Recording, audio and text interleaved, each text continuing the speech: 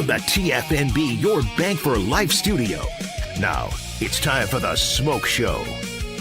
Presented by IdealMRI.com. Premium quality MRIs, convenient, affordable. That's ideal. And by Texas Farm Bureau Insurance.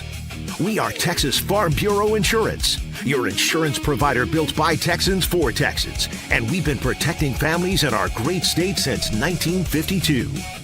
TFNB, your bank for life, serving Central Texans since 1889. It's time for the SMOAK Show on 365 Sports with David Smoke and Craig Smoke.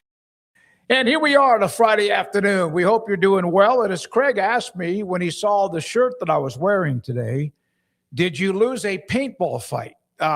No, I did not. But this is just kind of into a holiday weekend, by the way, shirt. And I kind of like it. It's something that I did get on Amazon. So have you ever gone paintball fighting, Craig? Yes. First of all, hello, everybody. Good to have you with us today, and hope you're having a good Friday.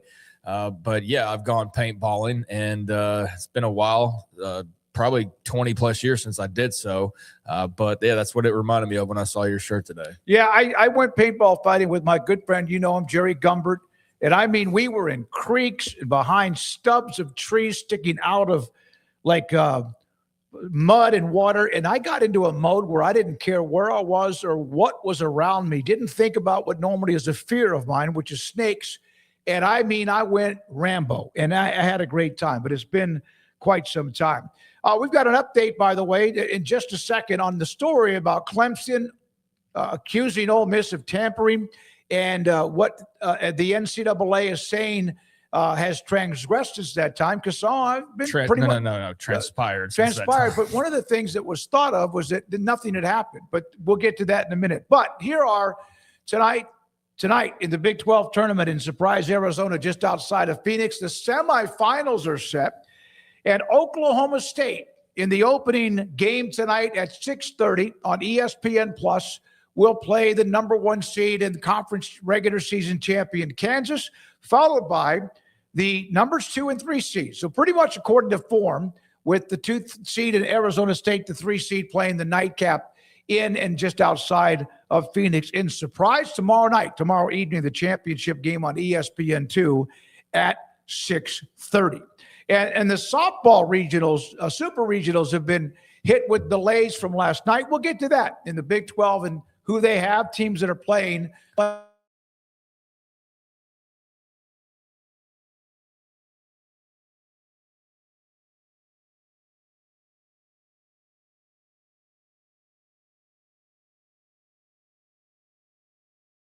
nothing had happened. Remember, it was Dabo Swinney, who accused Ole Miss of tampering. The NCAA enforcement staff actually opened an investigation of the Ole Miss football program the same day that Clemson's Swinney accused Rebels head coach Pete Golding of tampering with linebacker Luke Farrelly. Now, I'm not going to read the whole thing, but according to documents obtained by ESPN through an open records request, NCAA Associate Director of Enforcement emailed Ole Miss Senior Associate AD for compliance Taylor Hall on January 23rd, a couple of hours before a news conference in which Swinney blasted Golding for allegedly tampering with Farrelly. By the way, this is something that is on the record. Now they're going through the phone records and all of whatever they can. They can't talk about this. But, Craig, we kind of like, well, do they ever do anything? Well, this was pretty blatant as far as what Dabo Swinney said about Ole Miss, and the NCAA did get on that pretty quickly. However it takes for the investigation, whatever happens, I don't know, but at least it is underway. Yeah, I mean, I don't expect much of anything to come from this ultimately. I think, though, it's nice and reassuring to see that the people whose job it is to police things like tampering are actually doing their jobs, because sometimes you're left to wonder. A lot of times, actually, you're left to wonder about those types of things. So, yeah, it's actually really interesting. When I saw this come down, I immediately just kind of searched Twitter to see what maybe just some of the responses were from the Ole Miss fan side or from the Clemson side of things. And it's weird. Like, I don't know if there's a glitch going on or something, but I saw absolutely zero. When I mean zero, I mean like zero mention of this story. And I even searched it a couple times. Clemson, Ole Miss tampering, Ole Miss probe, like absolutely nothing coming up. So I don't know if Elon's working on something with the app right now or what, or just people don't care about this story at this point. I'm not sure, but I expected there to be just some kind of a reaction one way or the other. So I found that just strange. And again, maybe it's a technical issue, but I'd imagine that there are some folks on the Clemson side who are glad to know that there's at least some looking into what appeared to be, a pretty classic case of tampering and a pretty clear-cut case of tampering. I don't think that Luke Farrelly's in any danger of not playing for Ole Miss next year or anything along those lines, but these are the types of things that need to be policed. Like, if we want to have the sport at its best and have it operating on all cylinders, then I think something like this is something that needs to be taken care of and not just let to pass and let to go. And there's nothing, if in fact Ole Miss was clearly tampering, that there's nothing to show for it on the other side. So therefore Ole Miss just decides, well, it seems like there's no rules. Actually, we'll just keep doing this then. And then everybody else says, well, Ole Miss didn't get dinged for that. We'll just keep doing it too. So I doubt there's anything serious about this, but the fact they're looking into it, at least we'll have to give people pause to go, okay, wait a second. Like, what if something does come of this? Or what if we do have to turn over something that maybe is a bit more incriminating? And I don't know how all that process goes. There's a lot of language in the story about documents being obtained by ESPN that they looked over through an open records request that kind of detailed some of the background of this story. And I know there were some documents requests on the part of the NCAA. But yeah, they're at least looking into it, and they looked into it pretty quickly. So give them credit if you wondered the last few months of, well, they never did anything about that, or they never followed up, or why haven't we heard anything about that since then? It appears because they've been doing their investigation. So good for them.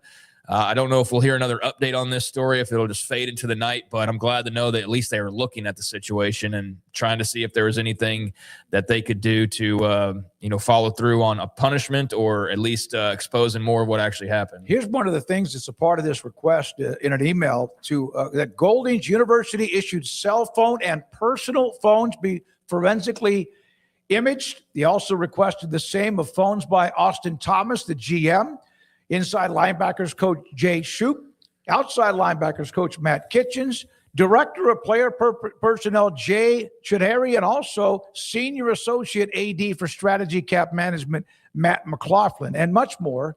And then also information that they also requested from Clemson. So there we are with that. That is an update after it didn't appear there was much there at all. Big Ten. They seem to hold the hammer. That doesn't mean the SEC doesn't have a sledgehammer themselves, because they do. They will meet with their spring meetings next week. In fact, the Big 12 has theirs towards the middle to the end of next week. The ACC has already had theirs. The Big Ten just wrapped theirs up. But one of the discussions, Ross Dellinger didn't get too many details here, but the Big Ten is actually, Craig, even looking at the option of playing 10 conference games, something that, of course, would be a little bit interesting, and also could be towards the planning, as you see the league and the SEC exploring any kind of self-governance models, the possibility of going to 10. They did 9 for the longest time. Now the ACC and the SEC join the Big Ten, and also the Big 12 is playing 9, and now the Big Ten is at least suggesting or discussing the possibility they go to 10. Yeah, it's a very, very interesting. I think it's a scenario where you wish for the split, or you hope for the split, or you dare them to split like Jamie Pollard did. And this is something that could very well lead to a split. I mean, if all of a sudden every game but 2 on your schedule is just comprised of conference opponents, then you're pretty self-insulating yourself. You're almost becoming like a league.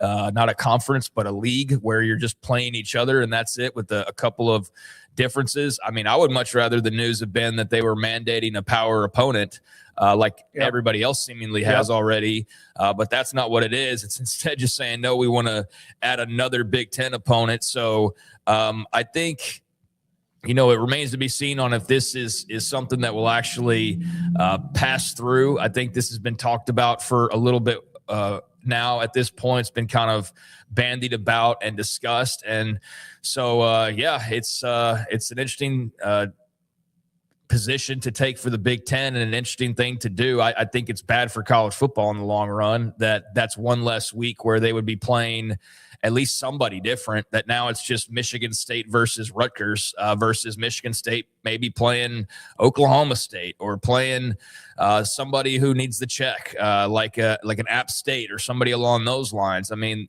Big Ten with as many teams as they have suddenly eliminate an entire non-conference week maybe doesn't affect the SEC, but that does affect potentially everybody else. And I think to some degree it does affect the SEC. Now, what will be really interesting is all of a sudden you get to a situation where the SEC and Big Ten, saying that they're the big bullies in the room, decide, well, we're all going to decide to play each other in a crossover game. Well, then all of a sudden, next thing you know, there's one game left for a Big Ten schedule.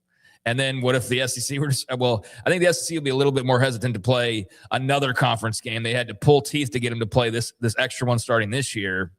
But if you want to insulate yourselves and you want to block everybody else out, this is a way to do that. And I don't think it's good for anybody other than the Big Ten sycophants who just root for it like it's their home country or something along those lines. And I'm not beholden to any conference in that way. I'm a college football fan.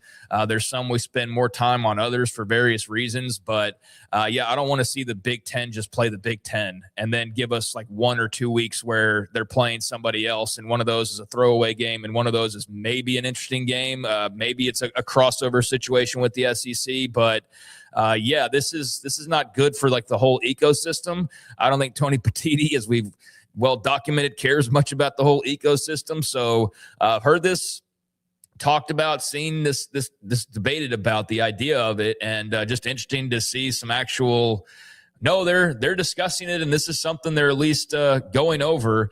But I don't know that I love this that much. I'm like you, and I am hoping that after all of the money-hungry decisions, not that a lot of us wouldn't want to make decisions if you could make a lot of money, and they make a lot. Even if you think you make a lot, you want more. Or the ruining or ending of traditional games, series, because of conference realignment change-up. I'm hoping that you have 9 conference games, and I want a banger. I think you may say, well, what about Maryland or Rutgers or some of the mid-level teams? Play a banger, find one, or play somebody at a Power 4 way, and then you can fill up your coffers with 2 games at home against whoever else you want. But I want everybody to have a Power 4 opponent in non-conference. Yeah, there's just a lot of questions here. I mean, is this leading to an actual split? Is this a move towards that? I mean, given that now the majority of your schedule is just made up of your own schools, again, you'd have 2 games remaining and whatever schedule arrangements that you have. So that's maybe a step down that pathway. And some will say, great, go ahead and do it. I mean, you're pulling moves like this, like we might as well just split off and everybody else can go and do their thing and actually work together and follow the rules and actually resemble college football as we once knew it. I think there's a portion of people that feel that way. I think there's also the Big Ten fans who are like, yes, more Big Ten, whatever Big Ten, yay Big Ten. They're all for that. And then I think there's some people that want the split because they will be the beneficiaries of said split. And they like that idea of some Super League arrangement style with the Big Ten and the SEC. And they think that, I'm probably in some corners of that fandom that would be the death of college football for everybody else. So there's a lot of different opinions on it. I don't like it because, again, I think it just further insulates the Big Ten. And when we're trying to have college football as a whole be the best that it can be, I don't think leaving less opportunities for more differentiation as far as scheduling goes is a good thing. It's just making it a lot more black and white. And, therefore, I'm not real optimistic about this if it does go through being great for the whole or the greater good. But I also understand that Tony Petitti's not really all that worried about it. So we'll see. It's just a discussion, although it's been lingering out there. And now we've got confirmation that it's at least being floated around with the coaches. So not sure. I don't think Ross followed up on what the response to that was by their coaches and what they might have said about it. But I'll be interested to hear more on it. It is, though, especially with Pollard's comments earlier this week and just the general vibe of the way things are going. Just one of those things you side-eye and go, okay, is this one of those deals we look back on at some point and go, remember when the Big Ten moved to 10 conference games? That was the next step in whatever else we eventually evolved to. Well, before we get to, I agree with you. But you're right. I think it's smart to plan down the road. If you're the Big Ten or the ACC or whoever you are, of the possibility that there will be changes. Before we get to the story about Brennan Sorsby, this is a note that came down in the last hour. Speaking of Power 4 schools playing each other in non-conference, North Carolina and South Carolina have canceled their home-and-home games for 28 and 29. And South Carolina has replaced North Carolina in 2028 with Bowling Green, as that trend has been heavy, and I don't like it. You're in the same, basically right next to each other, right on top of each other with South and North Carolina. I don't like it. I understand what some people are thinking, ADs, football coaches, whatever. I just don't like this trend. They're not seemingly on top. They are on top of each other. It's North Carolina. There might be a South sliver Carolina. of like Bolivia. No, there's like not. That. There's no in between. They are on top of each other. So that's a shame. I think we're seeing a lot of these types of decisions being made as far as scheduling goes. A lot of adjusting to the SEC, having to get their 9 games in, and there's some things that are going to the wayside because of that. So you have ACC going to 9 games and SEC at 9 games, and everybody's going to be where we wanted them to be a few years ago, right? Well, everybody needs to play the same number of games. Well, there's also some collateral damage to that. I mean, could they have, in theory, still played each other? Yeah, but you kind of understand why if you're playing now Georgia when you weren't going to play Georgia. And not every example is Georgia, Alabama, Texas, but we always use those best teams. But for some people, that will be their draw in their extra game. And some people, it'll be Kentucky or whatever, even though they're excited about their offseason with Will Stein. But, that's a shame. I think the people of Carolina probably aren't too happy about that. And I wonder when the collateral damage of all these decisions will cease and when we'll get to a place where the schedules start making sense again. But right now they're adjusting. And then I think when we come out on the other side of that, hopefully have a clearer picture on how we can restore some of the things that maybe were lost by adding another game for some of these leagues. Just a quick note on Brennan Sorsby. There is an eligibility case. The lawsuit he has filed against the NCAA will be June the 1st. Sorsby, of course, waiting to hear from the NCAA. Finally, he said, okay, as his attorneys, he's been suspended, of course, by tech, basically, because of this. Temporary injunction, 9 o'clock Central Time on June the 1st. The news comes on the same day the presiding judge who was assigned the case. Again, this will be June 1st. It also will be before that June 22nd deadline if Sorsby doesn't win this case and is ineligible forever, banned forever, whatever, to make the decision on going into the supplemental draft in the NFL. Cool. I mean, let's get to it. I'm not his lawyer trying to expedite the process, but I'm all for them getting this decision out there sooner rather than later. Not even for Brennan Sorsby's sake, but just so all of us as fans can know what's what and then move on accordingly. If he is not eligible to play and goes or tries to go into the supplemental draft, whatever it looks like, cool. But then we could turn our attention towards Texas Tech and Will Hammond and his progress. And I know there's been some positive updates as of late and the rest of that quarterback room, and just know that that's who we're going to be talking about come fall. And if Brennan Sorsby is able to stick around for some inexplicable reason, mind you, then we have a whole hell of a lot to talk about because some judge would have made a really, really major decision that would have earthquake-like ramifications around the sport if you're allowing guys to bet and still stay eligible. So he's either going to have this Hail Mary that works and he gets a judgment that nobody should get in this sport, and then that flips everything on its head for the worse, even more so, or he gets the logical outcome and we move on officially knowing that, okay, he's out of the picture entirely. I'm not rooting one way or the other. I mean, I'm not rooting against Brennan Sorsby per se. I've said all along how I feel. Hope he's getting better, whatever. But for the love of the game, that there needs to be one clear decision at the end of this based on all the information at hand that's been put out there. By the way, our guests today include Max Olson at 3:30. Nate Ryan, a longtime NASCAR journalist, on the stunning news yesterday with Kyle Busch and some of that has come down since then. Zack Barnett, footballscoop.com, and also Mike Scarboro, Tiger Bait, on the reunion of Ed Orgeron and LSU, along with Lane Kiffin.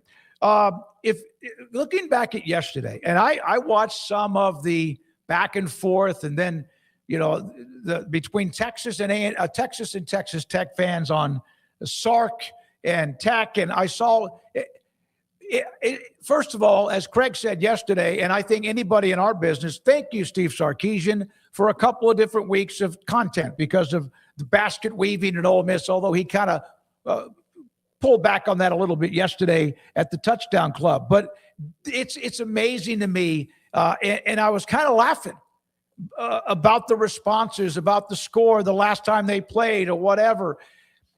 If you're Texas Tech and if you're Ole Miss, there's a reason, and we said this, that people are taking pot shots at you. And maybe in some cases they're true, but there's a reason, because you've gotten under the skin of a few people. And I'm surprised that like Ohio State and Michigan haven't taken pot shots at Indiana. The problem is Indiana will beat them straight up. And Texas Tech may never play again. And the last time they did again, it was an onslaught of UT hammering Joey and Texas Tech. Yeah, I mean, I think if Texas Tech had hammered Texas the last time they played, Texas fans wouldn't have much of a response, would they? So, nope. The fact that they won that game, then that leads to the logical next steps of, well, we did play. We did schedule you the last time we did. We beat you convincingly. So, they didn't schedule them. The Big 12 did. I'm just saying it. Okay, you played each other, we whooped you, and that's the last time that we played. The sentiment is the same whether they officially scheduled them or not. You're right. But, they were on the schedule. Now they're not, and now Tech says you're scared to play us, and they said, well, we just played you, and we beat your ass. So they're right. It's true. That's what happened. Is that the same Texas Tech team from a couple years ago that they would play now? No. Is it a different Texas team? Yeah, of course, because a lot's turned over since then. So who knows what the result would be this time around. Tech is certainly in a much better position than they were. They had an arrangement, and that mysteriously went away. Texas deciding they didn't want to play that game. And I remember that report kind of coming and going in passing. Texas, I believe, saying that they never agreed to anything officially. Tech was absolutely positive that they had agreed to something officially based on the reaction to it back then. And based on the way that they were talking about it, Tech sure as hell felt like they had something put in place where they were going to play each other. And I thought at the time it was a real coup for Texas Tech, because regardless of how you feel about the jump to the SEC, even though everybody would have followed if they possibly could have, the fact that Texas Tech would have had the opportunity to still have a big money game like that, an in-state big money game like that, I think other schools would have been envious of that. That would have been a real feather in their non-conference. So then I know they were pissed when that got pushed to the side or canceled or whatever the language was, where Texas said, well, we didn't agree to anything like that. I think, it would be a real treat to see them meet up in the playoff and see what's what. It's a shame that those schools don't play each other. We just talked about North Carolina and South Carolina now aren't playing each other because of extra conference games. And it's like you want everything to be uniform, but now you see the kind of things that you're losing. And so, we're getting less Texas Tech versus Texas, and we're getting more Texas versus Vanderbilt. Cool. We're getting less North Carolina, South Carolina, but we're getting one of the Carolina schools against Bowling Green. Cool. I wish Texas and Texas Tech played later on this year, and maybe they will. And hopefully the playoff committee won't screw that up and put them in different spots. Like they had SMU Texas on a T, and I guess they were worried about TV ratings, and they decided to make it Clemson instead. And then SMU went to Penn State, I think it was. But SMU Texas was right there. It was right there. And they're like, nope, SMU can go to Happy Valley and Clemson can go to Austin. It's like, man. So if there is an opportunity, that committee damn sure better make sure those two teams play each other. The NCAA men's and even women's basketball tournament they're not afraid to get those games in early if it's something like that. And not like, oh, man, no, let's wait till they get to a certain round before they might play. I know there are some rankings that were involved in that, but if I remember correctly, like options, like they were right there next to each other. Like you could have just flipped SMU one spot and it wouldn't have been all that controversial. It wouldn't have drastically changed the bracket. It wouldn't have been like some travesty that people would be talking about years later. It would have been very simple and nobody would have batted an eye, as best I can remember now. And it would have just been fun. Regardless of what you think the outcome would have been. I mean, Texas pretty easily handled Clemson too. So if they would have easily handled SMU, so it would have been the same result basically.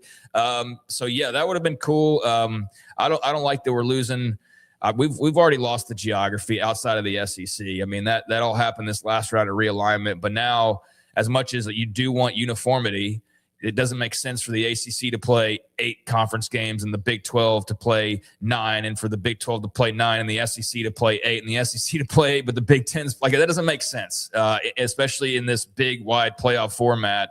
But like I said a few minutes ago, I hope on the other side when things maybe finally fall into place and can settle and actually grow a little bit, then we can re-examine or reevaluate ways to make sure that we bring back the Carolina schools playing every single year, and Texas and Texas Tech playing on occasion, and things of that nature. But we're not in that place clearly right now. All right, here is and yeah, just the whole thing. I mean, it was a lot of fun seeing that back and forth between those two. And I saw Cody Campbell's tweet about we'll schedule us then. And well, we can't. We got an extra non-conference, or simply Texas could just say we don't want to. They pretty much said that at this point as well. So I hope they link up. Since they can't agree to link up otherwise. But yeah, it's fun to see a couple of teams who have a long history just getting in the dirt and talking a little trash in the offseason. We're going to pause right here for a second. I'm going to update the softball super regionals.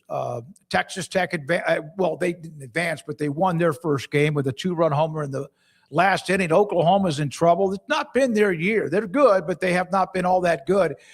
Max Olson will join us here in a little bit at 3:30. Texas Tech beat Florida 10-8 with 2 runs in the 7th inning. Mississippi State now with 2 outs, leading Oklahoma 11-9. OU has 2 outs and 2 runners on in the bottom of the 7th inning. So that's an update right now from the softball and also super regionals, and there's games going on. The Nebraska-Oklahoma State series was lightninged out, bad weather. They're going to play this evening in that game, and then everybody else also by the end of the day will have played their first game. Well, Oklahoma at home, it's a little dicey for them right now. That would be super interesting if Mississippi State's able to hold on there and take that first game in Norman. That'd be pretty huge there. And then, yeah, you got Duke, Arkansas, but there's ASU, Texas later on. UCF, UCLA, Tennessee, Georgia, LSU, Alabama. All those games will be coming up later on. Game 1s, except for that Tennessee, Georgia underway. That's game 2.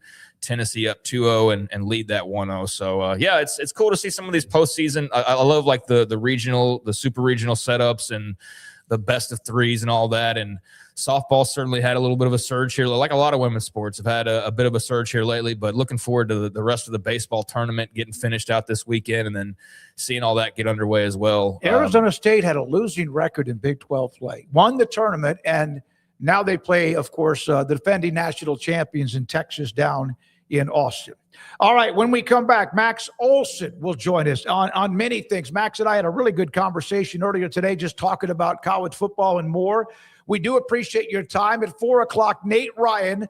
We don't, admittedly, really cover NASCAR very often, but yesterday's story with Kyle Busch was unbelievable. The emotions from that, the reactions from that. So we have Nate Ryan to talk about his legacy. Mississippi State just beat OU 11-9. Okay, well, we'll save the score update for after talking about Kyle Busch and rounding that tease out. But yeah, we never talk about NASCAR. Well, there's been a couple of times I think we've brought up the Daytona 500 and off the radar or something like that. But the bottom line, that's what I'm saying. We rarely ever get into that. But it really took me aback, in a like an emotional way, seeing everybody talk about it and how this story went from 1 to 100.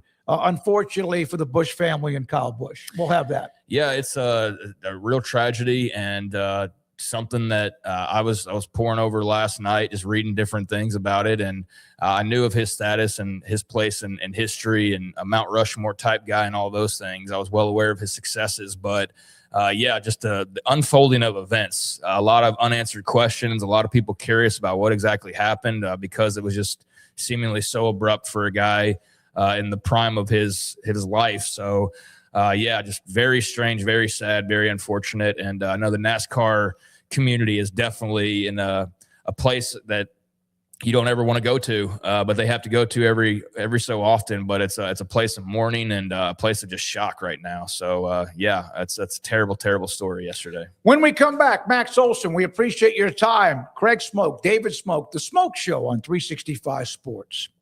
Petty Clinic, lowt.com. Dr. Kent Petty can help you become the high-performance man that you want to be, need to be, and used to be. Used to be means that you had no problems. Your T level really didn't affect you. And maybe your T level was fine. Maybe it's fine now. But as it and when it does drop, and 1 out of every 3 to 4 men have symptomatic issues of low testosterone. And it can affect many things, from your energy, your belly fat. It could also affect your sex drive and your performance too. So if that is the case with you, or you've started to see that kind of creep into your life, you can contact Petty Clinic, lowt.com. Tell them I sent you. They will set you up to get your blood work and take care of that. And Dr. Petty will get your T levels and then get back in touch with you. And maybe you're fortunate, there's nothing wrong with your level. But if your T levels are too low, he can put you in a program to increase your testosterone level so you can become the high-performance man that you want to be, need to be, and used to be at pettycliniclowt.com.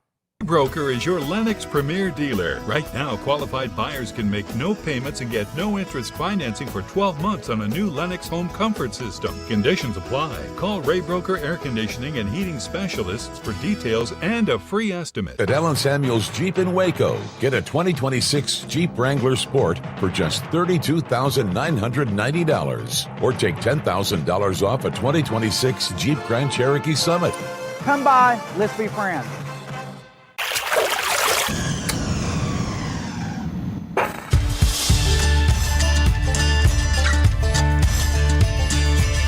Bold are the adventurous. Determined are the leaders. Faithful are the healers. At Baylor, you'll find your calling, your people, and your purpose. Dare to be you, indeed. It's time to compete against yourself, finding too many excuses not to work out combined with bad eating habits, and Waco Regional Tennis and Fitness can help reach inside your competitive soul. Discipline, getting results you've only dreamed about, personal training, group exercise classes, and even a tanning bed, world-class tennis facility, and pickleball courts and lessons available. Waco Regional Tennis and Fitness, spacious, clean workout rooms, free weights, state-of-the-art technology, weight training equipment, and no intimidation. It's time for you to react today, not tomorrow, at Waco Regional Tennis and Fitness on Lakeshore Drive in Waco.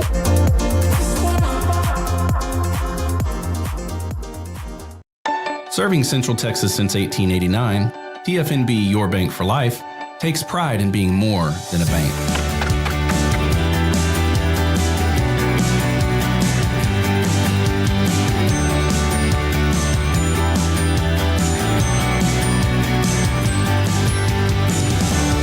TFNB, we remain committed to these principles. If you value them too, come join us. TFNB, your bank for life.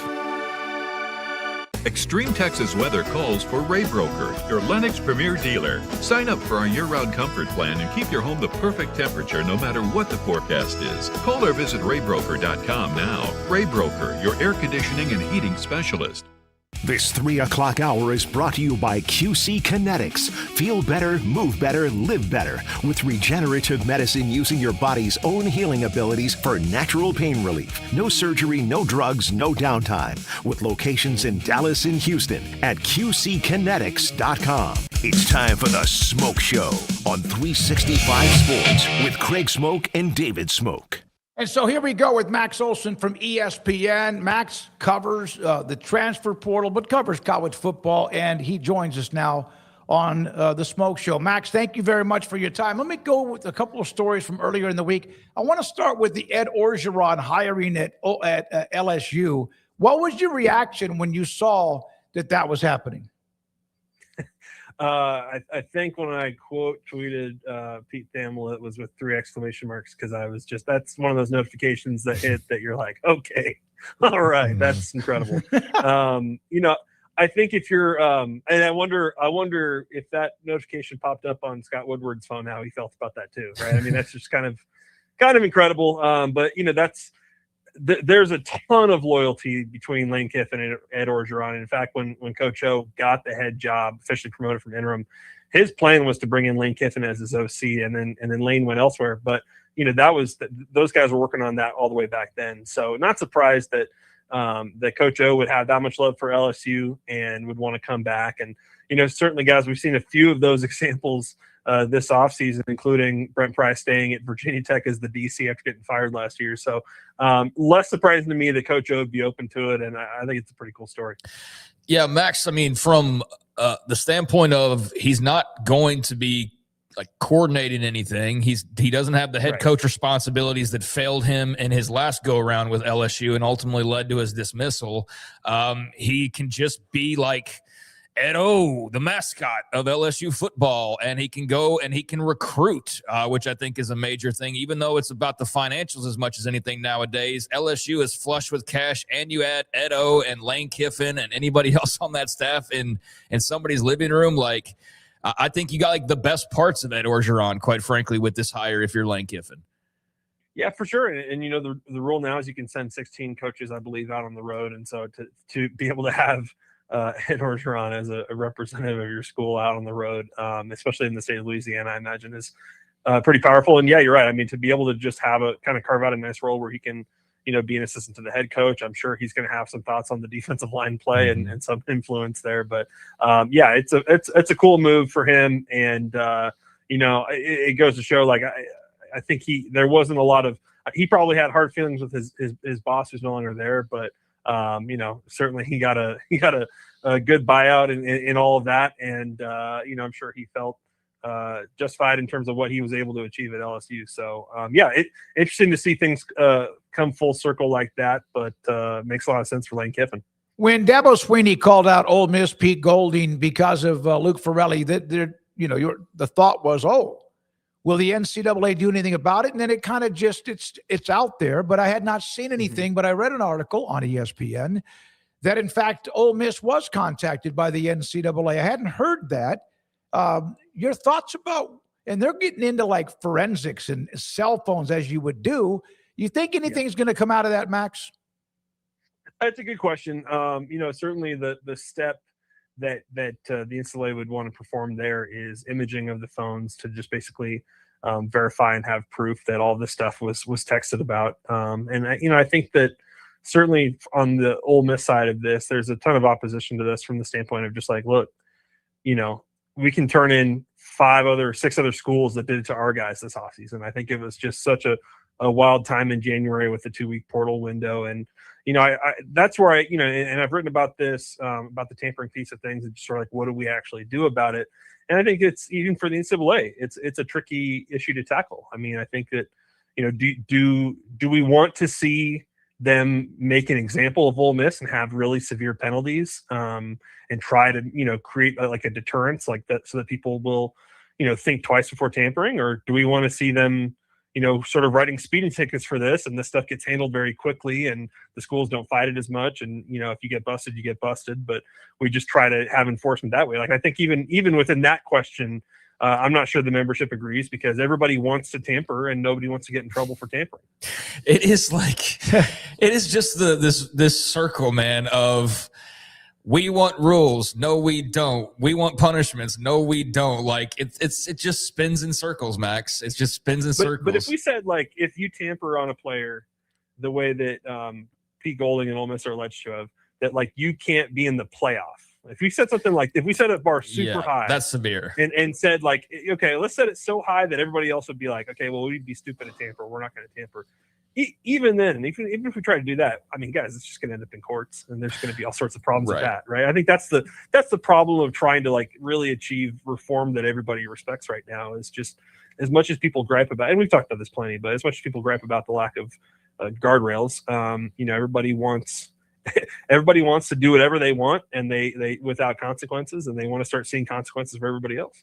Yeah, it's kind of like we as the constituents just need to hold these schools and these leaders accountable, like our politicians, of like, you say one thing, you do another kind of a thing. And it's like, okay, well, if you say you want rules, then we'll give you the benefit of the doubt. We're with that, but we're going to also acknowledge that you also don't want to ever go by the rules. So we don't feel sorry for you. Like, you're not victims here. You're not victims of the CSC or any of the NCAA. Like, you are those entities in so many ways. And I felt kind of, or it was kind of funny when I saw the CSC, his name escapes me, but the leader of that Right. saying like, Yep. yeah, you guys, these are your rules. Like, you are getting mad at me, but like, this is what you all agreed to. So I think we just got to hold the schools accountable and be like, well, this is you guys after all. Yeah, that's right. And I think, I certainly have some appreciation for like the difficulty of what the CSC is trying to do here. They're trying to, create an office that gets respect from these schools. They're trying to enforce this stuff in real time. And certainly the behavior of the schools in these competitive recruitments, and not just in football, but in basketball now too, in terms of the big spending. Like, these schools are operating like they don't think there should be a cap, or they don't think the cap should apply to them. And that, the amount of, we can just basically call it what it is, like the amount of money laundering that's gone on this offseason in terms of trying to push a large amount of money to a player, for limited returns in terms of NIL deliverables and stuff like that. Like, that is the name of the game right now. And I think it's really tough for the CSC, who is watching this play out and they know it's their job to reject this stuff and put a stop to it. But the schools are going to be as creative as possible in terms of trying to get the green light on these things. And so, yeah, it's a tough task. I know they're staffing up, and they, again, they want to be taken seriously on this. They won the Nebraska one. But there's going to be many more battles ahead here because of just the sheer amount of money that is trying to be squeezed through the system right now. All right. Elsewhere, would Texas's 2s and even their 3s go undefeated in the Big 12? The timing of that you asking that is pretty funny because I saw that tweet yesterday, and I had a previously scheduled phone call with James Blanchard about 30 minutes later. Oh, No. that was a highly entertaining phone call. I'll just say that. I'm not going to share what James had to say, but it was he tweeted all of it as well. So he made all of his opinions known on that. I think the easiest retort, and I saw everybody share it, it's just like, okay, let's talk about Sark's record in the Big 12. Let's talk about how many times Texas won the Big 12 in their final decade in it. It is funny. I did wonder for a second, like, is there any chance that Sark's talking about SMU or Houston? Or Same. else? But there's no doubt he's talking about Texas Tech, and I think that. I don't get it. You lost to Florida. You didn't handle your business last year. Like, there's just no need to really kind of take these shots. Certainly Texas feels like, they clearly feel very confident about where they're at right now. They're one of the highest spending teams in the country. I'm sure they expect to be playing for a national championship this year. In some ways, I kind of like that Sark is loosening up here a little bit, but it is kind of wild how fast these things are going viral, isn't it? Yeah, definitely. I just wonder what all we missed out on at some of these events in previous years. Like, what was said that didn't get passed around on the internet 5 seconds later. But... You know what they used to do? They used to have, like, the Southwest Conference had a group of writers from all the various major newspapers and local papers that would go on a bus tour all around the state, and then you would read about it the next day. But then who would you go yell at? Your coworkers? Like, that's the thing is now it's on Twitter. No. It's like what I said yesterday when I didn't have my phone. It's like, golly, think about it. We had to wait till the next morning, Max, because of newspapers. But, of course, that's a long time I ago. will say, I know this for a fact. Kirby Hocutt, Kobe Campbell, all those folks, when things were coming to the end between Texas and the Big 12, they wanted to get a Texas Tech game on the books. They wanted to keep playing on Thanksgiving. Like, they wanted to keep something going there. Or non-conference or whatever, and those guys all say Texas was not down for it. I would love to see these teams play. I don't know if it'll take a playoff game or what, but if we could get a Texas Tech matchup at some point here in the near future, I think that would be delicious. Oh yeah, I was talking about it earlier. I feel like Tech actually thought they had something in like in agreement, because I remember when Texas said, "Oh, that's not true." Like Del Conte was asked about it one time, and he's like, "That's not true." And I remember Tech's response being like, "Well, I thought we had agreed to this." And yeah, it was unfortunate that didn't come to pass. But yeah, if that committee has the ability to set up Texas and Texas Tech without like ruining the bracket and make it make sense, like that we absolutely would all love to see that game. I think it would be fantastic to see that game. But yeah, man, a lot of rivalries going the wayside. We were just talking a little while ago about how North Carolina, South Carolina are calling off their series for the meantime because of the extra conference games. And so yeah, the more we can get Texas and Texas Tech, however we get to that, I'm all for that.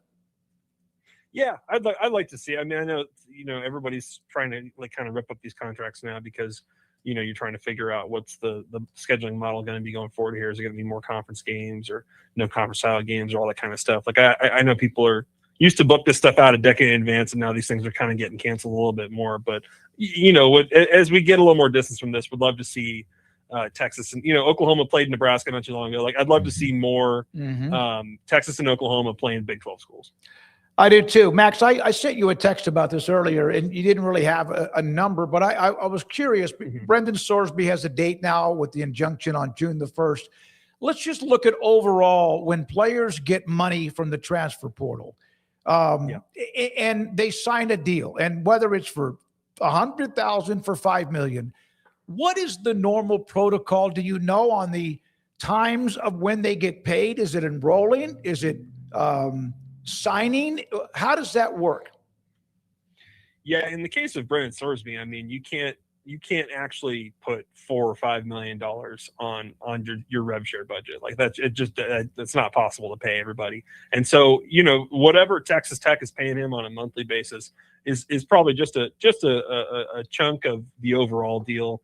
Again, these especially these like really high price deals, that requires a lot of NIL. That requires a lot of stuff that doesn't count towards your cap, third-party deals and stuff like that. So, I think that's something that's going to be an interesting question, especially, no matter how this plays out, but especially if Brennan Sorsby, were to decide that his best move for his future is to go in the supplemental draft, then, the question of how much did Texas Tech pay to not get any play from him would be a curious one that I think a lot of people would be trying to crack. But, I think at this point in time, like, certainly Texas Tech is doing everything it can to stand by Brennan Sorsby. And, like at the same time, I know there's a lot of confidence in that building. Like if they have to go with Will Hammond this year, like they still feel like they can win the Big 12. They still feel like they can get to the playoffs.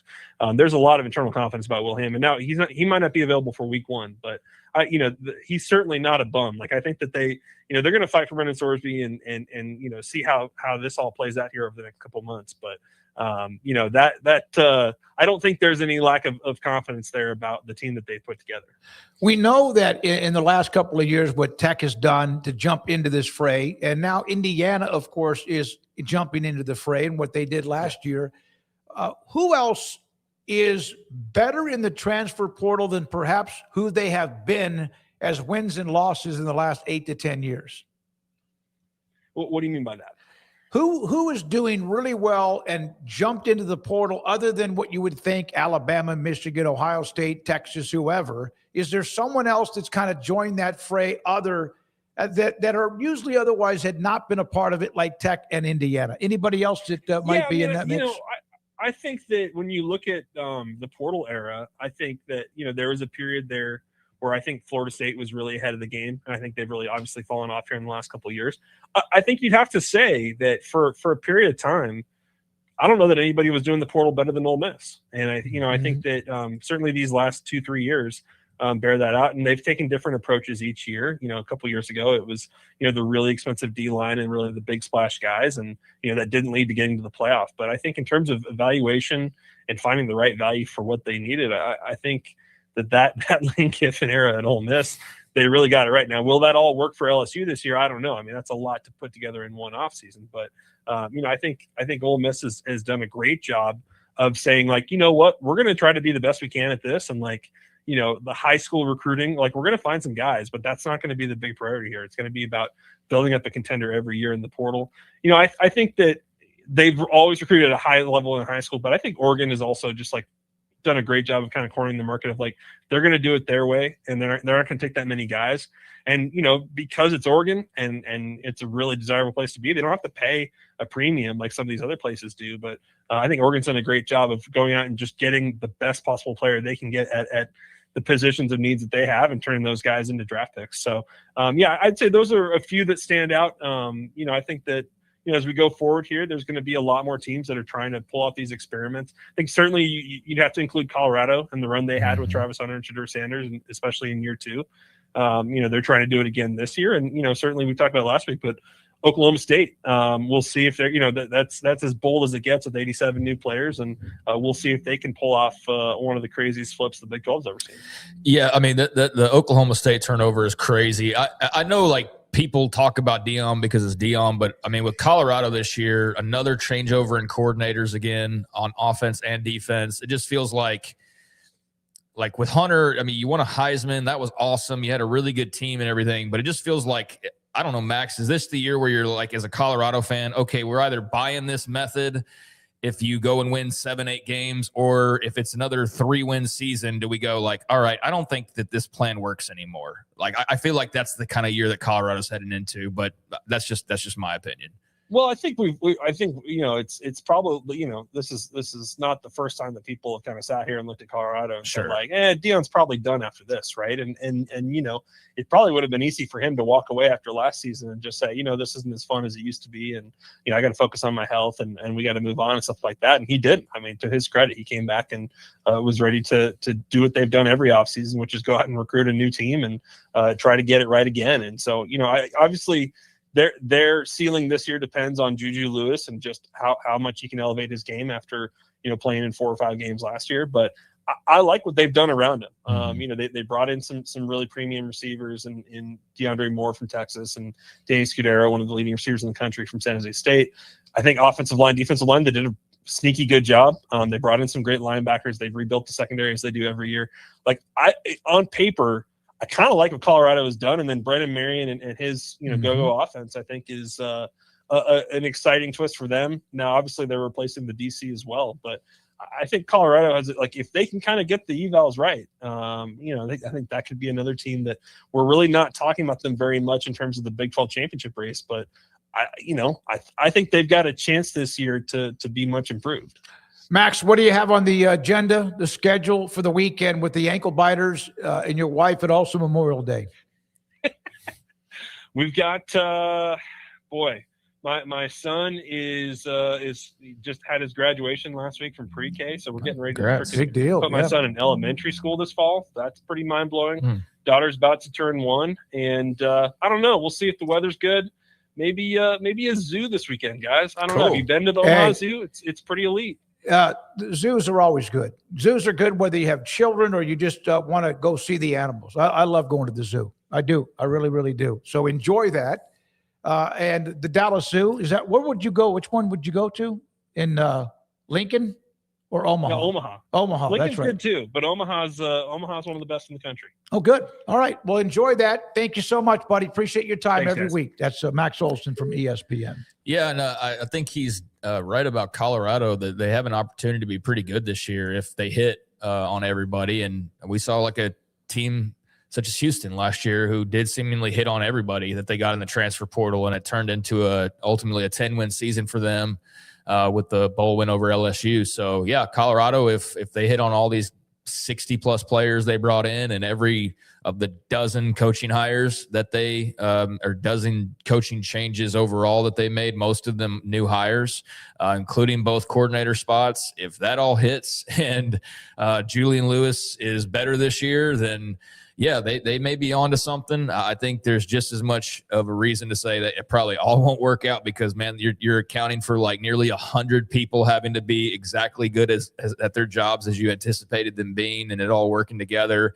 But it's really hard to know, like, whether you're a Dion follower or a Colorado fan or just somebody from the outside looking in, it's nearly impossible to really know what Colorado is going to look like. Even if you were at every spring practice, it's just a lot of change to account for. But they're not unique in that. Dion got a lot of pushback when he was that guy right when he got to Boulder, and people were like, you can't do that. And then they were pretty successful, actually, and they won a Heisman. And it's like, yeah, you can. But this year, I don't mean that if they aren't successful, like he's on the hot seat.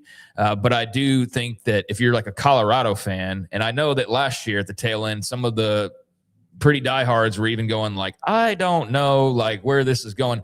I think this is one of those years, if you win like 4 games, you go, so what are we going to do? We're going to turn around and hire a whole new staff again and 60 plus new players and just hope that this is better. Like, you know what I'm saying? Like at some point you got to be like building something, right? And not just flipping it every single year. So they've flipped it again. If they find success, then hey, I'll commend them and say great job. But if it's another 3-9, then I think, yeah, if I'm a Colorado supporter, I'm just like, okay, I don't know that this is really sustainable or well worth the investment if you're paying like top 10 coach in college football money just to flip the house every single offseason. So I'm really interested in them, really interested to see what happens there. I think Brennan Marion alone is, I said it a couple of different times previously, I think that was like the savior of their offseason was bringing him in, because I think a lot of the other moves you could have liked, like a Danny Scudero, like a Cam Perry, some of those guys they brought in, but Leone Lafau, so on and so forth. But I do think that getting Marion was just like that jolt that you're like, okay, cool. Like, yes, offensive guru and a guy who's getting a lot of attention and is rising up the ranks and so on and so forth. I think that created a buzz that they kind of desperately needed this offseason. So I'm looking forward to seeing that. Brennan Marion, I'm going to see if we can get him on. We can't get Dion, and I don't know if we'll get him at Big 12 Media Days. Probably not. Colorado and Utah have been kind of a tough nut to crack when it comes to getting guests. Harlan, I really want him on, and now they're going through the private equity transition, and so he's not available. We got Whittingham. I got to say that we got Whittingham. We'll get Morgan Scally, but I would like to. I'm going to see if we can get Brennan Marion on, because we've had him on before where he's been prior to being in Colorado. You mean Sacramento State or UNLV or where? Yeah. I don't remember talking to him, but maybe we did. I'll take your word for it. We've talked to a lot of people over the years. So we had him on when he was at UNLV. Okay. Yeah. Well, yeah. I mean, Colorado's pretty insulated, I think, as far as some of the media stuff goes, as you might imagine. And Utah's just always got to be like difficult about whatever it is, like for some reason. And I know those guys. I've gotten to know them, but those two, the pocket of, it's not a pocket of resilience, but it's just been. They're probably still trying to figure us out as much as we just want to cover the damn conference. And so I'm not trying to be your grammar teacher today, but you're saying words that are the wrong words. It's resistance, not resilience. Did I say resilience? It's a pocket of resilience. It is a resistance. Pocket. It's a pocket that you need to have resilience to fight the resistance. Sure. But anyways, point stands that, I'm there's a lot of stuff I'm very much looking forward to. We're still 3 months away from it, but we've talked a lot about LSU and how fun, for better or worse, that whole situation is going to be. And Colorado with another turnover experiment. And there's just so many storylines that are developing and have been developing and simmering for the last few months, that as much as some of the other sideshow stuff can be kind of sometimes boring or just like, man, I don't want to talk about the politics anymore. Right now I'm in a spot where I'm just really fascinated by a lot of the things like what we've been talking about here. And very much looking forward to that. That's why I'm a college football fan, is that type of stuff. So look forward to talking more about that as we move forward. Yeah, I hope that I can't wait to get to the games, which is towards the middle to late August, and get to X's and O's and stats and wins and losses. When we come back, Nate Ryan covers NASCAR. Yesterday's story about Kyle Busch, who passed away at the age of 41, and it was shocking. There have been some new notes and stories in other parts of what happened, or at least what people may think happened. But it really, I remember the Dale Earnhardt wreck and how that just took hold. But when I was doing talk radio back then, it was, we talked about the stories. We do that here on occasion, but we don't discuss NASCAR much at all, like Craig said, if at all. But this one here kind of got to me, and Nate Ryan will talk about his legacy and what it's been like at the track today. This is 365 Sports. Alan Samuels, Dodge, Chrysler, Jeep, Ram, Fiat, Loop 340 east of 84 in Waco with Ted Teague, the General Manager and CEO David Gray runs the entire sales department and other really good people throughout that building from the time you want to look at a car, test drive a car, and then also get into what you need to do to get the car, loan officers, and more. Alan Samuels with Ram Trucks that are annually awarded, honored, and spotlighted because of what they do and how you can get the big dualies, or you can get one that, like, inside of them now, they're like SUVs. Speaking of SUVs, Jeep has great SUVs, from the Wagoneer, which is phenomenal, to the Grand Cherokee, to the Cherokee. All of those are available. And I've been able to ride in all of those particular SUVs from Jeep, and they are spectacular. And then a pre-owned inventory, a lot of that too, that you can find. Alan Samuels there for you in Memorial Day weekend sale that's going on for you to find incentives, discounts, values, and more. Alan Samuels, Dodge, Chrysler, Jeep, Ram, Fiat, Loop 340 east of 84 in Waco. It's in the major leagues for 24 years. And let me tell you, I can feel it in my joints. Shoulders, elbows, and knees. Trust me, pain doesn't retire when you do. I tried everything to get rid of the pain. Nothing worked until QC Kinetics. Baseball legend Roger Clemens and other patients are getting lasting relief with QC Kinetics regenerative treatments. No surgery. I trust QC Kinetics. You should too. Let's commit to getting rid of all the pain. Schedule your free consultation today. QC Kinetics. Better starts here. With over 25 years of excellence in IT, Carrion Solutions is your trusted technology partner. From managed IT services to cutting-edge cybersecurity, our expert team delivers tailored solutions that drive success. Our portfolio includes products such as Veeam, Bitdefender, Microsoft, Cisco, and Fortinet. Call David Carrion and his team of experts. Call 888-522-2221 or visit us at carrionsolutions.com. Established in 2007 and independently owned, Alliance Bank Central Texas is committed to helping families and businesses meet their financial goals. From their tellers to their board of directors, they know the importance of superior service and competitive products. Customers have confidence knowing that their financial needs are in good hands. It's your bank, Alliance Bank Central Texas, with 2 Waco locations, 4721 Bosque Boulevard and 191 Archway Drive on Highway 84, and at alliancebanktexas.com. Member FDIC and equal housing lender. Hello, I'm Camille Johnson with Camille Johnson Realtors. We specialize in selling residential real estate agent all across our community, and we love serving all types of families. We have been in business at Camille Johnson Realtors for almost 9 years, and I have been a residential real estate agent for almost 40 years. And we love our partnership with 365. So thank you for partnering with me, and thank you so much to all of my clients who have made our company a success. Spring is here, and so are the savings during Richard Card's Spring into Savings sales event. Buick Enclave, Envision, and Encore deliver premium quality and unbeatable value. Right now, non-GM owners can save $5,250 on all 2026 Buick Envisions in stock, or save $6,750 on all 2026 3-row Enclaves in stock. Spring into action and save. Get your next ride at the Spring into Savings event at Richard Car. At Richard Car, we give you more. Pepperoni Magnifico. Pepperoni Magnifico. Marco's Pepperoni Magnifico. Classic and crispy cut pepperoni, 3 melty cheeses, all on our fresh made dough. And starting at just $12.99 for a large, it's no wonder Marco's was named America's favorite pizza chain. This 4 o'clock hour is brought to you by Stonewood Dental, your one-stop shop for your dental needs, specializing in teeth cleaning, fillings, crowns, sealants, root canals, IV sedation, extractions, implants, bridges, dentures, full mouth restorations, and bioaesthetic dentistry. Our priority is your comfort from the moment you walk through the front door. Stonewood Dental in Robinson, Texas. It's time for the Smoke Show on 365 Sports with Craig Smoke and David Smoke. Here we go, this 4 o'clock hour, and we do appreciate your time. If you've not hit the like button, please do. If you have not subscribed, please do. If you have, then spread the word if you don't mind. So yesterday we mentioned this during the show about the passing of Kyle Busch. It stunned the sports world, and I kind of followed a lot of what was being said throughout the rest of the night, and a lot of comments from drivers about him and others as well.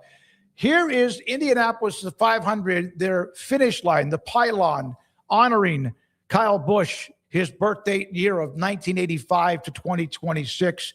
And then this is Kyle Busch after winning a Truck Series race just this past weekend. Bow in front of the fans that are all on their feet down here at the Monster Mile. And Michael Waltrip said earlier in the race that a confident Kyle Busch is a dangerous Kyle Busch. Your 69th victory in this series, your 5th right here. Why do these moments never get old, Kyle?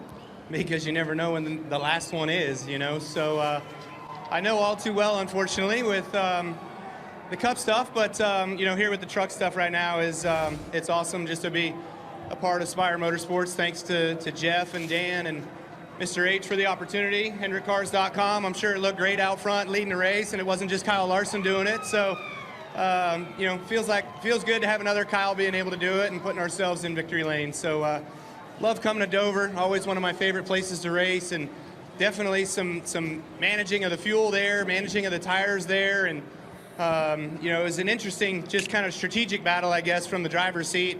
And, you know, thanks to all the fans. Appreciate everybody for being here at Dover and the Monster Mile for All-Star Weekend. We thank you. And hopefully we have another great O'Reilly race tomorrow and an even better Cup race on Sunday.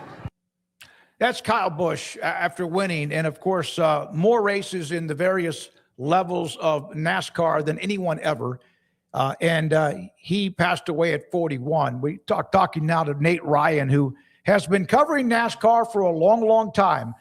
Combination of writing, podcasting for multiple outlets, including NBCSports.com, NASCAR Digital Media, the AP, and he joins us on 365 Sports and the Smoke Show. And Nate, thank you very much for your time. I can't even imagine what it's like right now around the sport of NASCAR. Can you kind of explain that, if you don't mind?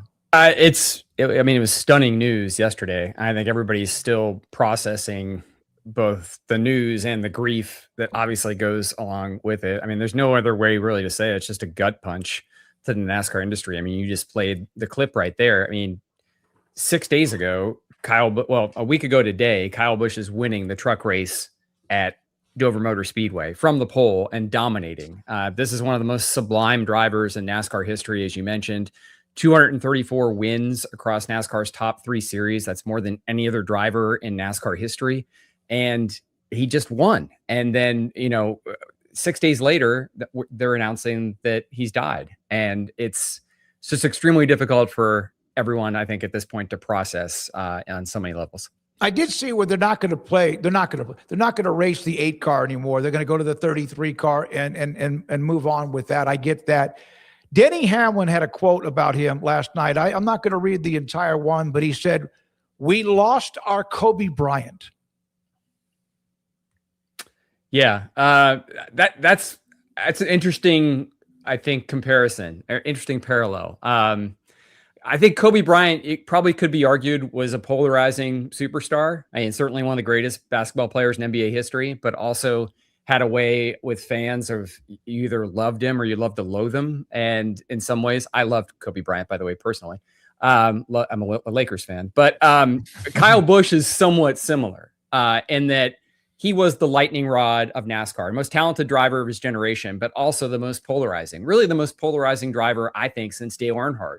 And one of the reasons why Dale Earnhardt, the Intimidator, that was his nickname, one of the reasons he was so popular was because as much as there was a huge segment of the fan base that loved to cheer for him, there was as large a segment of the fan base that loved to boo him. And I think with Kyle Busch, it was even more tilted toward, there were a lot more boos than there were cheers. That was changing a little bit toward the back end of his career.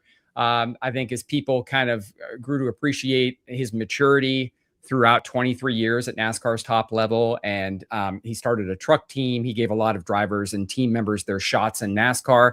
I think fans eventually kind of warmed up to him across the board, but he always had this ability to kind of stir things up and to be very brash when he was winning. And he didn't mind wearing the black hat at times. He would win races, climb up on his car or truck, do his victory bow, and thousands of boos would be raining down on him, and he'd love it. He didn't care.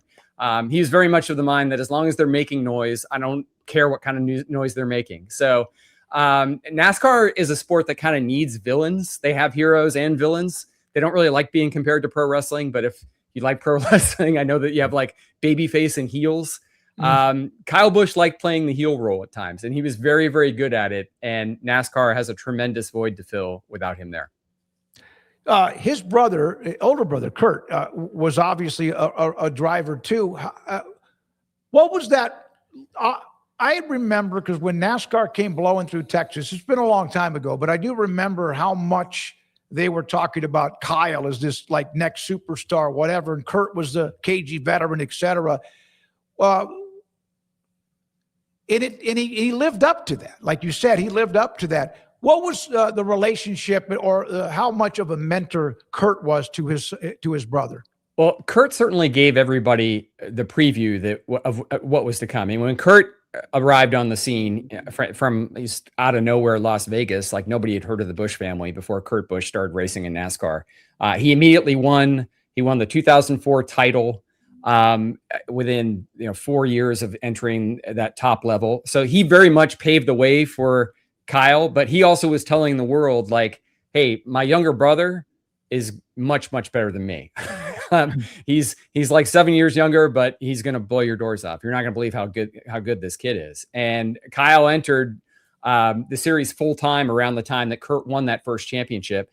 Kurt didn't win another championship. He made the Hall of Fame this year, NASCAR Hall of Fame, but his career, on balance, like didn't stack up against Kyle's, as it turned out. Kyle was the better driver in terms of results. 2 championships, like I mentioned, winningest NASCAR driver of all time. And it's interesting, like his relationship with Kurt that you asked about. I mean, Kurt was a little bit of a mentor at times, and they certainly had brotherly love, but they had some feuds. Kyle went to war with every driver in NASCAR at one point or another. And at the end of it, I mean, you see it on social media, like a tremendous outpouring of sympathy and tributes. He was enormously respected. But one of the reasons they respected him so much, I think, was because he never backed down. He hated to lose. He made everybody better. And he didn't take any guff from anybody. And paybacks were coming if you trifled with him. And we even saw that with his brother.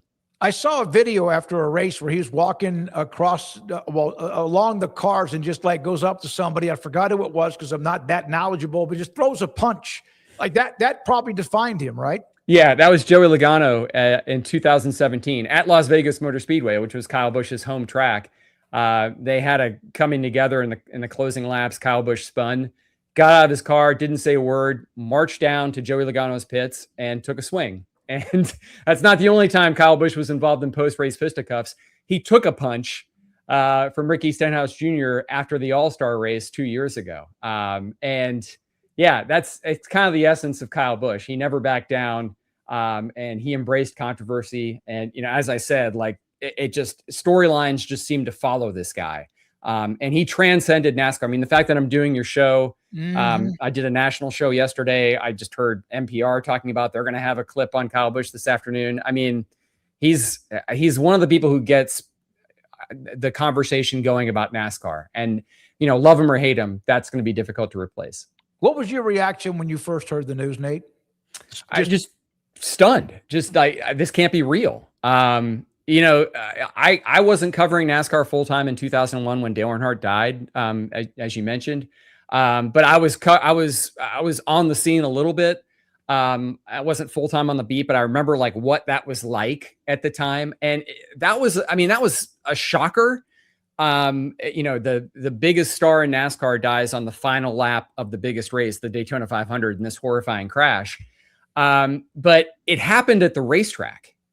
This obviously happened, out of sight, and just for somebody who seemed, extraordinarily, in fit, and, all NASCAR drivers are really, really in good shape. They train constantly because it is, despite what people think, it's a real physical ordeal to drive these cars for 3 and 4 hours at a time at 200 miles an hour. So for Kyle Busch to win again at Dover and then be gone 6 days later, it's just, like I said, I think everybody in the NASCAR industry is still processing it. There was a video of him walking with his son around the track. I think his son may have just had a birthday, holding up his daughter after he had just won. It's just awful. What do they do now? I mean, business as usual. How do they get into what obviously is a holiday weekend? And Indianapolis 500, of course, honoring him with that start-finish pylon that we showed earlier. Yeah, that was great to see. And, another testament to Kyle Busch's talent. He had deals put together where he almost ran the Indy 500 twice. He would have run the Indy 500 and the Coca-Cola 600 in the same day, 1,100 miles. And he was that good that he had enough really good IndyCar teams interested in his services. And we're going to let him run the NASCAR race, but run the Indy 500 first. But yeah, this is, as you mentioned, this is a huge weekend for NASCAR. The Coca-Cola 600 Sunday night at Charlotte Motor Speedway is one of their crown jewel events. The show always goes on in racing, not just NASCAR, but racing in general. This happened in 2001 with Dale Earnhardt. He died at the Daytona 500, biggest race of the year. They raced the next week. And that what's kind of eerie here is that the team involved is the same. Kyle Busch drives for Richard Childress Racing, and Richard Childress Racing employed Earnhardt in 2001. And the next week they put Kevin Harvick in the car. They renumbered it. And Harvick went on to win a couple weeks later and had this storied career. He just got elected to the NASCAR Hall of Fame. Richard Childress Racing will have another driver in Kyle Busch's car with his team Sunday night, but they've announced they're going to run a different number out of respect to Kyle Busch. They're not going to run the number 8 for the foreseeable future. It's going to be the number 33. So that's the way I think that they'll be honoring their driver, but there'll be a ton of other tributes throughout the weekend, starting today and going all the way through Sunday's race, because again, Kyle Busch was just so well respected and he deserves it. He's one of the greatest drivers in NASCAR history. There are so many stories about what's occurred in the last week with Kyle Busch, his health, even the fact that he might have been reported that unresponsive in a Chevy simulator, excuse me. And then all of a sudden gone. There was no sign, was there? This was just like it happened. There were a couple of, again, I don't want to speculate too much because we don't know how he died. We don't know many details, but there were some clues recently that he was battling a physical ailment. Like 2 weeks ago during the race at Watkins Glen, he finished 9th at Watkins Glen, but toward the end of the Watkins Glen race, he radioed his team that he wanted to see a doctor at his motorhome to get a shot. He was asked about that at Dover last week when he won the truck race. He was asked, what was going on at Watkins Glen? Do you need a doctor? He said he was hacking really bad in the car. He had this really bad cough. And it was reported by Fox during the Watkins Glen race that Kyle Busch had been battling a very bad sinus infection. And Kyle Busch said at Dover, you can hear it in my voice. I'm still kind of getting over it. So again, I don't want to speculate, but he was obviously being bothered by something respiratory. And to your point, the Associated Press reported last night that Kyle Busch was in a driving simulator. This is what teams and drivers use to prepare for the races. They race on essentially high-tech computer style simulations of the tracks. So Kyle Busch was practicing for an upcoming race in the driving simulator and then was just unresponsive. And the 911 call was placed shortly after 5:30 p.m. on Wednesday. He was taken to the hospital. And then, that's pretty much all we know until they announced his death yesterday. So just tragic situation. One of the last things is that I know that he, as you mentioned, he was fiery, competitive, wanted to win every race, no matter how, and he was fined and suspended and all of that. And then yet again, he's like you said with Earnhardt, Dale Earnhardt, of course, the perhaps all-time greatest, but a love-hate relationship with him. Is that also what makes this such a big story? Not just the fact that a 41-year-old man is now gone? Yeah, no question. I mean, he's one of the most captivating personalities in NASCAR. Like he had that love-hate quality with the fan base. And like you said, I mean, he matured so much over his career, and he hadn't won in the Cup Series in 3 years. And he, you mentioned his son, Braxton, who's I believe just turned 11. He's an up and coming racer himself. And Richard Childress Racing actually has said that they're reserving the number 8 for if Braxton makes it to the Cup Series, like he'll race in his father's number. But what's really sad about all this is that Kyle Busch was mentoring his son so much, but he wasn't winning as much recently. And he wanted to win again so that his son could experience what made him, again, such the lightning rod of NASCAR, like what made him such a NASCAR superstar, to experience the boos and the cheers that he would get after wins. He wanted his son to experience that. And unfortunately, now he won't get the chance. Nate, thank you very much. I can imagine you've been swarmed with different interview requests. I'm glad I got a hold of you. Thank you so much for being a part of the show today to pass on from a legitimately right there on the ground, basically perspective from somebody that covers the sport. It's a pleasure to be here. Thanks for having me. Nate Ryan with us, longtime NASCAR journalist, and NBC and others covered the sport, and we appreciate his time. I remember when NASCAR came blowing through Texas. It's been a long, that's led to the Texas Motor Speedway, and they started to have these NASCAR, the cars, the actual cars that would go to a car dealership or maybe somewhere else, and the driver would show up for 5 or 6 hours and sign autographs, and it came blowing through this state. Still have races up at the Texas Motor Speedway, and it was kind of fun because I got to learn a little bit about a sport that otherwise I didn't know very much about. Joe Gibbs, of course, one of my favorite people ever, has had an unbelievable career as an owner and an owner of a NASCAR team. All right, when we come back, and thanks to Nate Ryan, Zack Barnett, footballscoop.com will join us. Rez today running the mothership. Garrett Ross has been a part of it, and of course, Logan Begesi and Houston Hall is here today with us at Andrew Valet. This is 365 Sports. QC Kinetics, helping me feel good when I wake up. I have discussed what I've been able to do more activity when it comes to jogging. But what I enjoy perhaps the most is that when I get up out of bed, there's not that, yep, there it is again. It's gone. I really, really enjoy that. It starts the day. You're not immediately like behind the 8 ball with the way you feel. I feel good. I can do a lot more than I've done before. I used to just sit there and like, sometimes just like in the middle of the day, it would bother me enough, the pain in my hip, that I would just want to lay down and take a nap. But it's gone. QC Kinetics takes my natural biologics, blood, they draw blood, they spin it, put it back in my lower waist and also around my hip. And it took about 2 treatments. The first treatment, it's going to take a while. The second treatment, it kicks in. The third treatment is when they go inside your back left hip bone and they draw out stem cells and bone marrow. And after that, it really got better. And then the fourth treatment was kind of like what they almost referred to as fertilizer for what is inside of your system to help your knees, your joints, your elbows, your neck, your back, your hip, and even perhaps your wrist and ankles.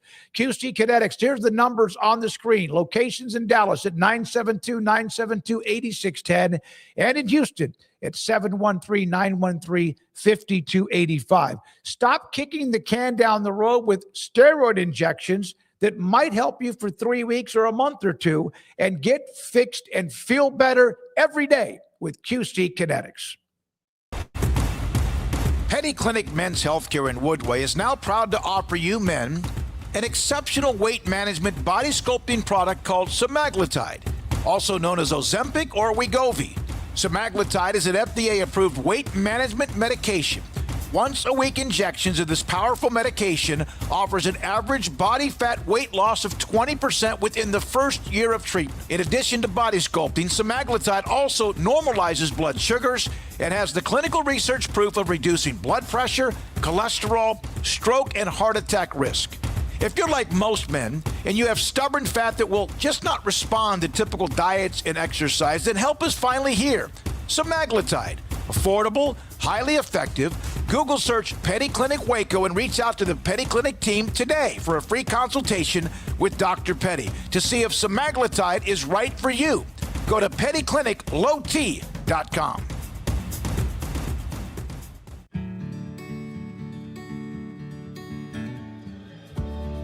Whatever it is you wrangle, whatever seeds you sow, no matter what you nurture or what you choose to grow, at Texas Farm Bureau Insurance, we're proud to protect all Texans. When you play hard, sometimes you fall hard. Sports injuries require special treatment. At Southwest Sports Medicine and Orthopedics, our team of expert doctors provides athletes and active adults with comprehensive sports medicine care, diagnostics. Whether you're in high school, college, or beyond, we'll help you get back on the field. Call on the team physicians for Baylor Athletics. Call Southwest Sports Medicine and Orthopedics.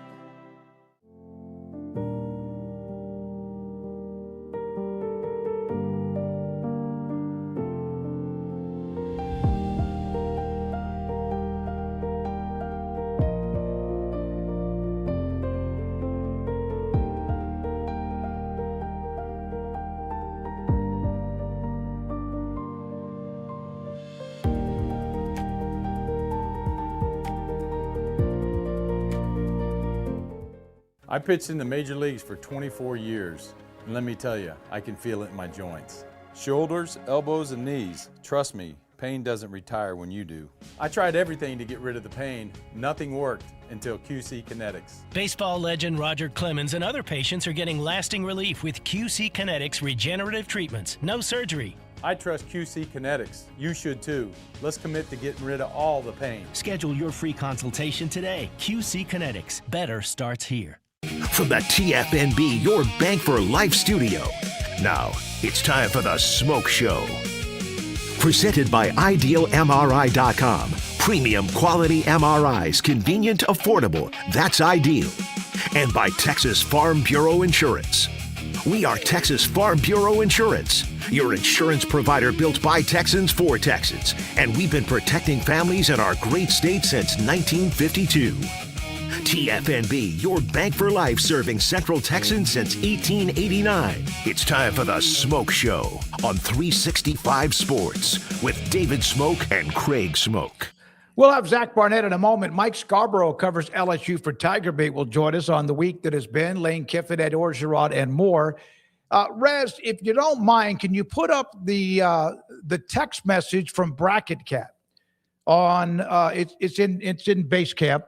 So Bracketcat, we know, is as passionate of a Kansas State fan as you could possibly know.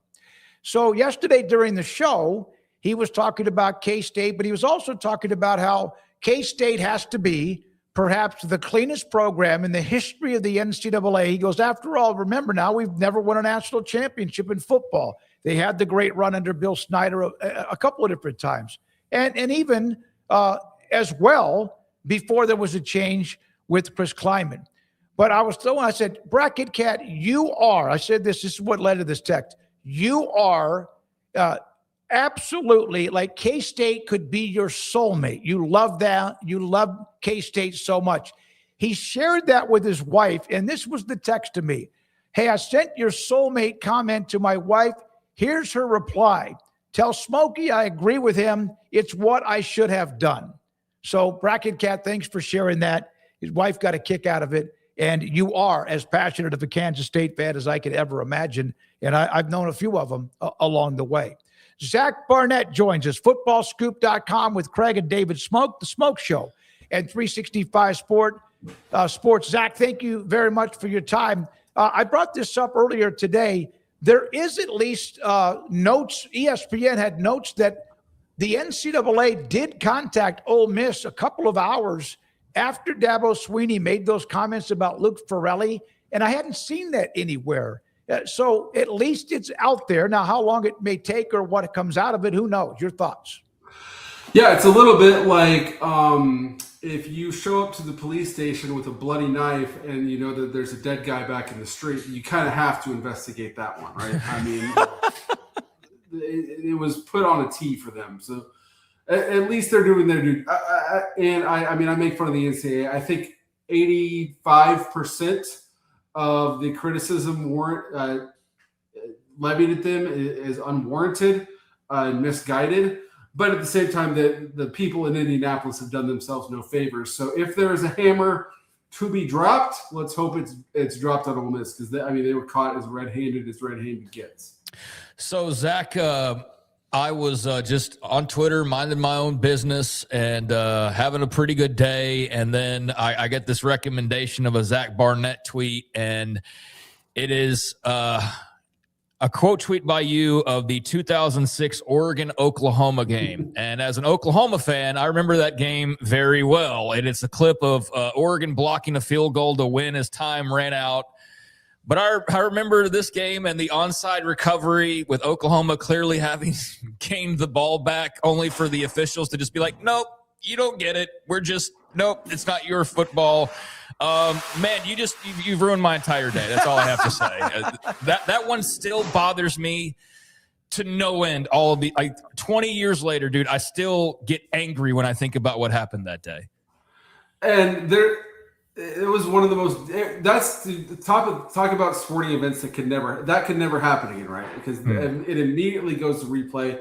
even though, I mean, that was 20 years ago now, there was replay at the time. Yep. So I can't, maybe it was reviewed. I don't know, but there's no way that should have been allowed to stand in 2006 and certainly wouldn't be in 2026.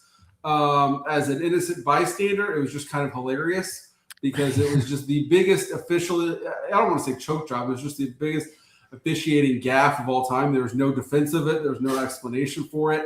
And as I recall in my mind, it was Alan Patrick who was holding the football that was awarded to Oregon, and anonymous player at that time, but became a very good running back for Oklahoma after Adrian Peterson's injury.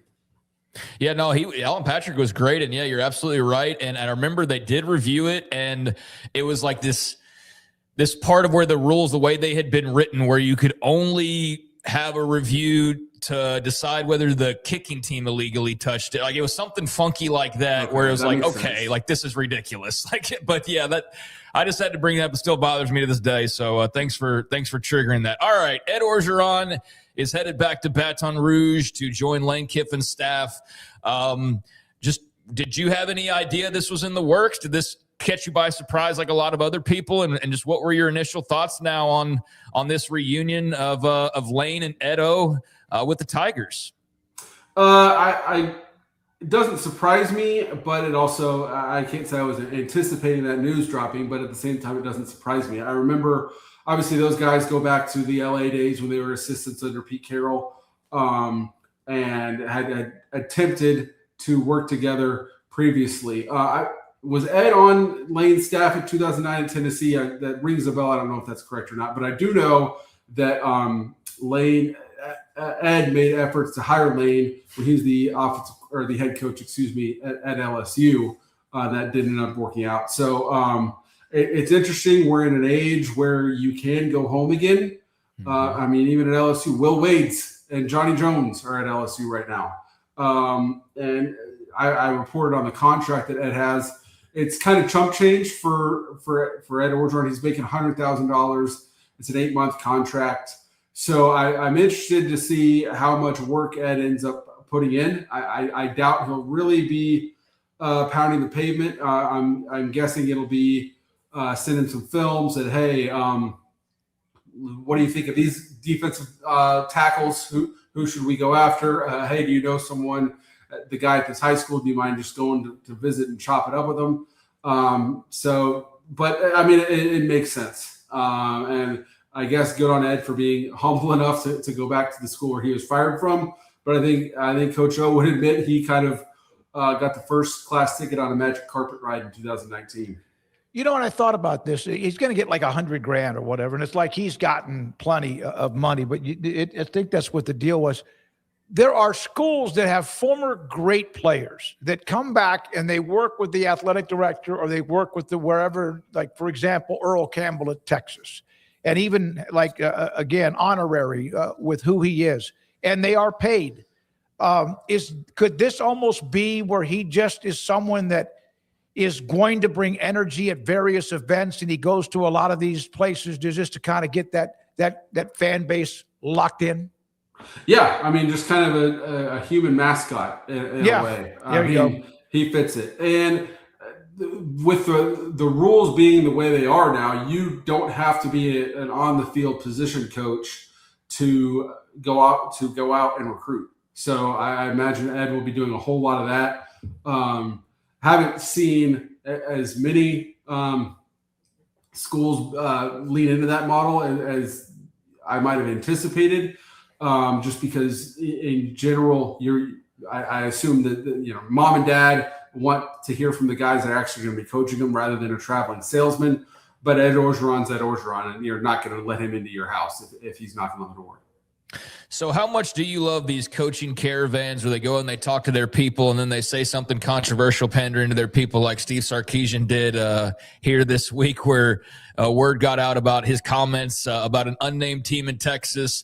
I absolutely love stuff like this, Zach. It's part of like the college football fabric to me, but it obviously riled a lot of people up that he thinks, or at least said as much, that he thinks the 2s and 3s of Texas could go undefeated in the Big 12.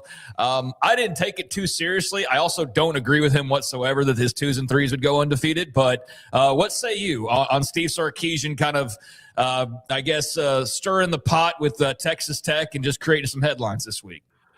Yeah, I mean, if I'm a Texas fan, I'm a little bit wincing that do we really need to take on this water right now? Let's just lay low and let the pads do the talking, because he's writing some checks that his players are going to have to cash this fall. Certainly, I mean, when Ole Miss comes to town, the basket weaving comment will be brought back up.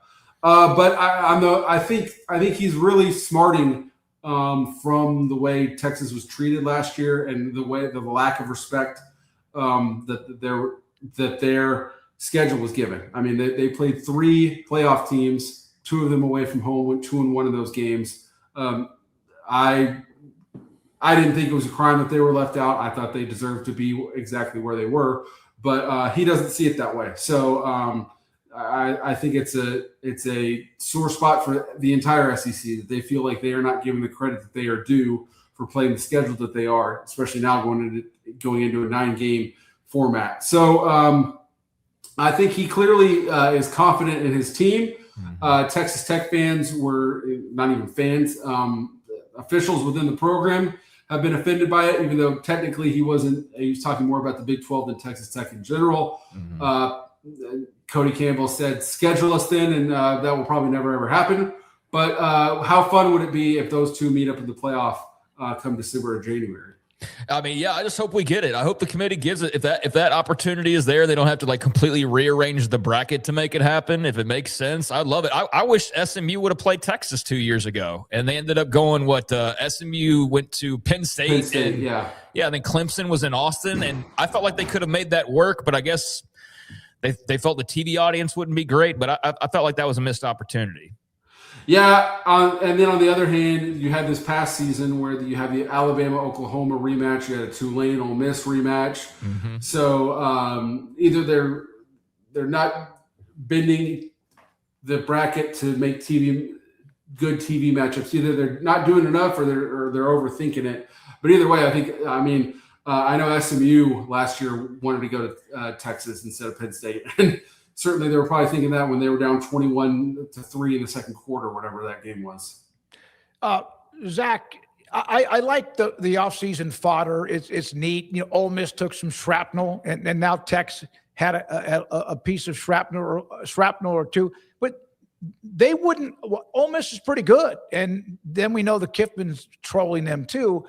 But with Tech, isn't this a sign of respect in a lot of ways, that even they're on somebody's radar, even though the name or the school's name was not mentioned? Yeah. I have plenty of Tech fans in my life, and they're absolutely reveling in all this attention that they're getting. Because, for pretty much forever, Tech has been a pretty good program that, the offense you certainly respect, and they're going to throw for some yards on you. But there was never a team that you feared. They were going to go 8-9 or 8-4, 9-3 in a good year, and that was that. And those days are behind them now. And especially if Brennan Sorsby wins this injunction, which we found out is going to be June 1st. If he wins that and he plays, they're going to try and be the Oakland Raiders of college football. I think you're right. I think they're going to absolutely lean into it. I think they're ready to absolutely lean into it. Is there any part of you that thinks he'll get the judgment that allows him to play? I have a hard time seeing it, but I think everybody kind of acknowledges there's that 0.5% chance that the right judge at the right time just says, you know what? He has an issue. We're going to give him the benefit of the doubt. I think it's highly unlikely, but where do you stand on it? Yeah, I agree. I know Chandler Morris tried to do the mental health route and try to get a 7th season for him because he had something funky where he came back to play. I think it was the 22 season, TCU's runner-up season in the playoff, where he came back to play some games, and that ended up counting against him. He tried to argue that season shouldn't count because of mental health, and he was not successful. So who knows how much precedent matters on all this stuff. And I did not spend a single day in law school, So take that for what it's will. But I don't find his legal arguments compelling. Either you bet on your own team or you didn't, and it's very, very clear. The NCAA rules, every other sporting league rules. That's the red line you don't cross. No matter if you bet for your team, you bet for your own teammates. You weren't playing at the time. You bet small dollars. Either you allow it or you don't. So that's where I sit. But what do I know? Zach, last thing, and we appreciate your time always. The Big Ten met this week, and, there was some stuff coming out of that, obviously, and what they want. And Petiti said 12 or 24. We're not even thinking about 16. ACC last week. Big 12 at the end of next week, but the SEC starts in Destin, Florida. And your thoughts about, they're not reeling. They are still powerful. But it does seem like I saw Seth Emerson wrote an article that they're kind of isolated and alone right now. Not that they care, but what do you think we'll hear from Sankey in the conference next week? Anything that we're not budging either, then it's going to be fun. Yeah, it's kind of, as someone that wants them to stay at 12, it makes perfect sense that the only way we could end up at the right outcome is just through dysfunction and selfishness. Mm-hmm. Because it seems, if it was completely up to the SEC, that we'd have gone to 16 last season. But obviously that it's not up to them, and we didn't, and we'll be at 12 for another year. And Brandon Marcello for CBS Sports wrote a really good piece at it. I encourage everyone to read, just doing his best to poll where every SEC school is, and there's a lot of disagreement.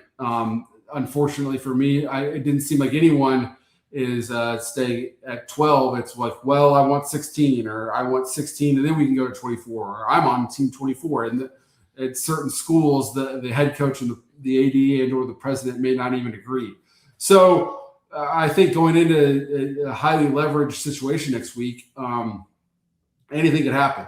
I saw quotes from the Georgia president that said that he has his thoughts. He'd like to stay at 12. He thinks 24 is too much. His own head coach, Kirby Smart, says he wants 24. But he said that, at the end of the day, he'd go with whatever Greg Sankey recommends because he has a lot of faith and trust in him. So Sankey has said that they're comfortable at 12. They were comfortable at 4. But he, at the same time, he has not boxed himself to any position either. So I wonder if there's just a whole lot of negotiation going on here. The Big Ten has said they're 24 or bust, that 16 doesn't work for them. Maybe that's a negotiation, maybe not. I don't know. But I'm rooting for dysfunction and selfishness.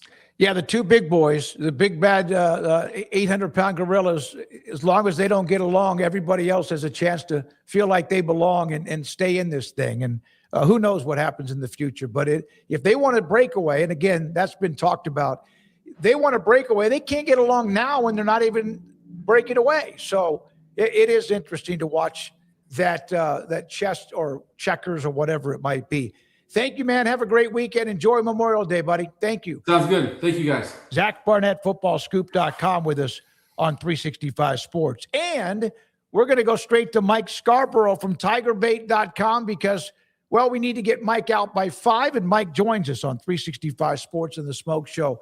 Mike, thank you very much for your time. What was it like when the Ed Orgeron story came out, the reaction, and what it actually means?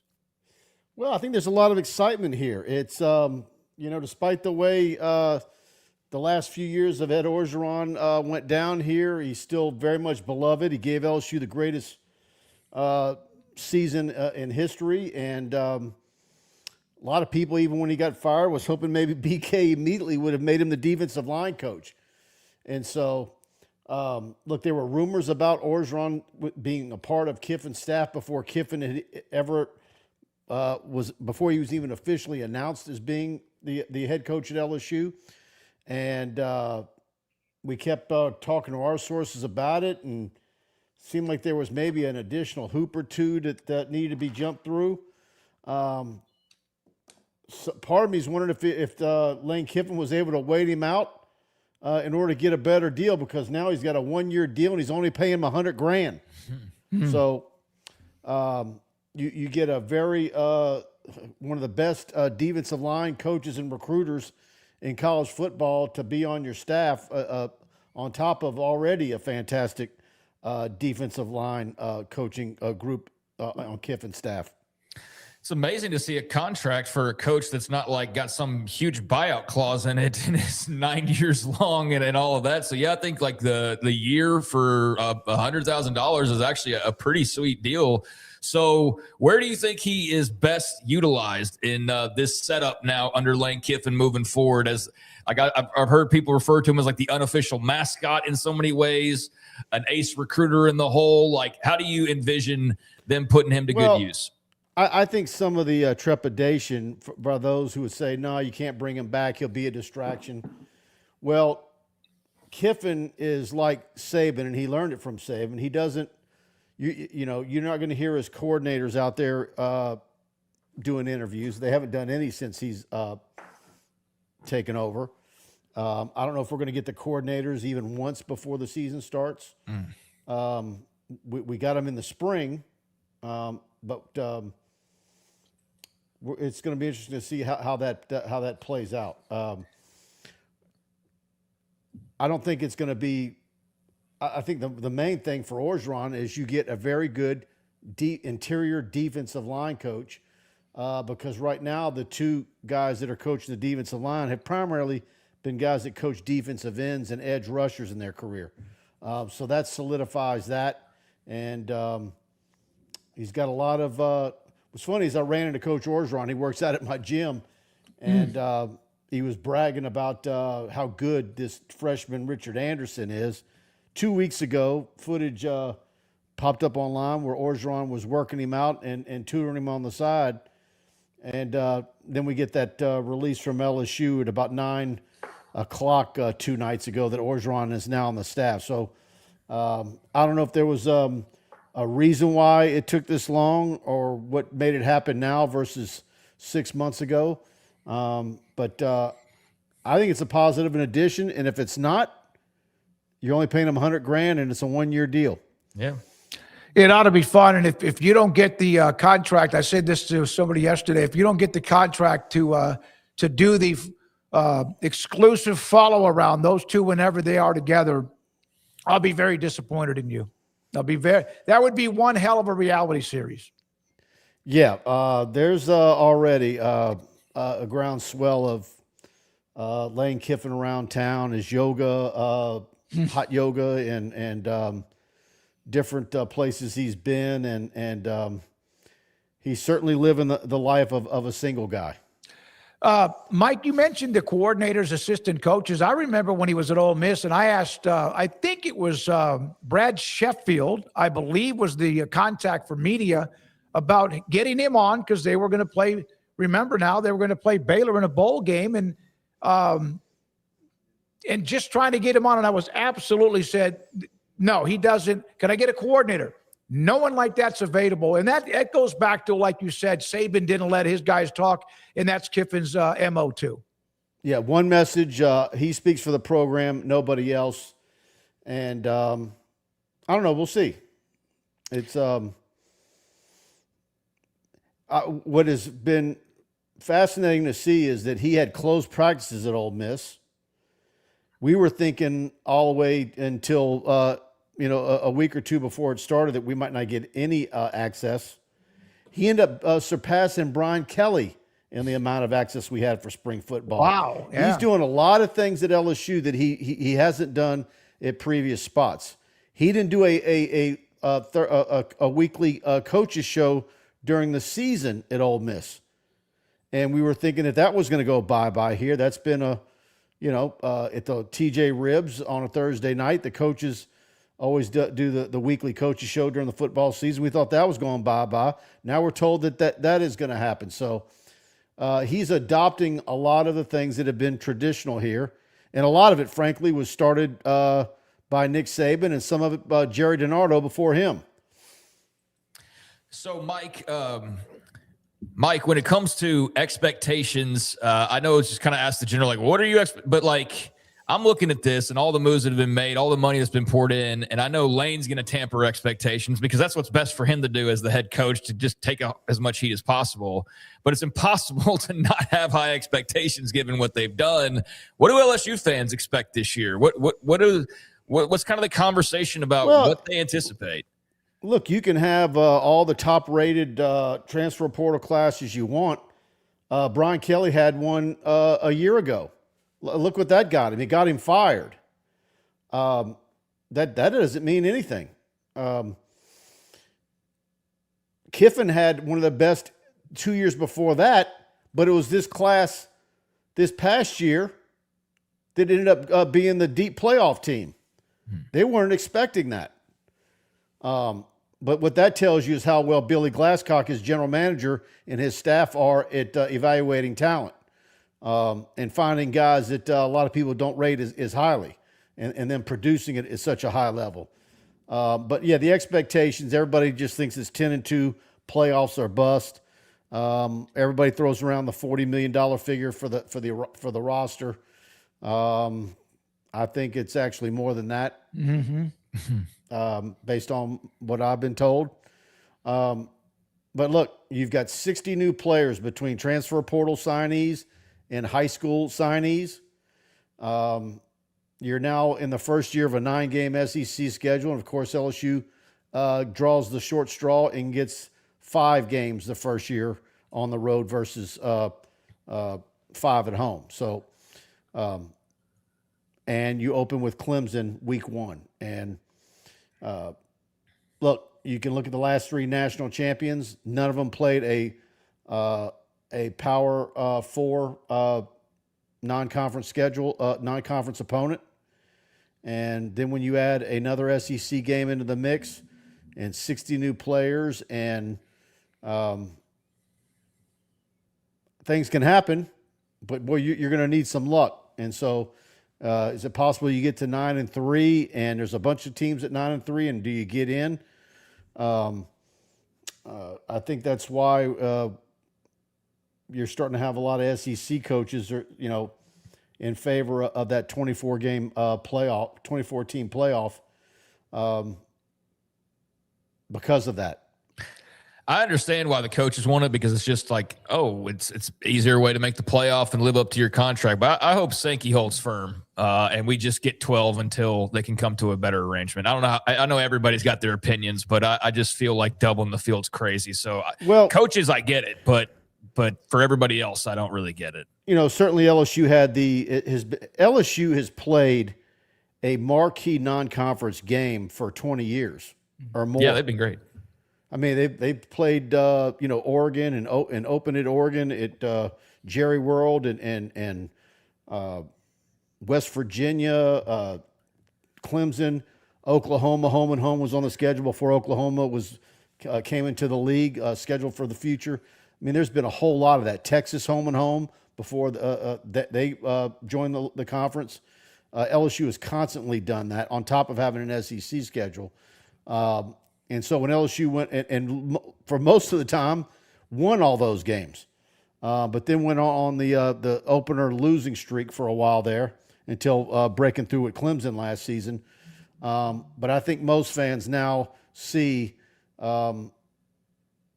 you like them as a season ticket holder, or if it's a neutral game, you like those marquee games. You like being the focus on the first weekend, like LSU's been every first weekend for a while.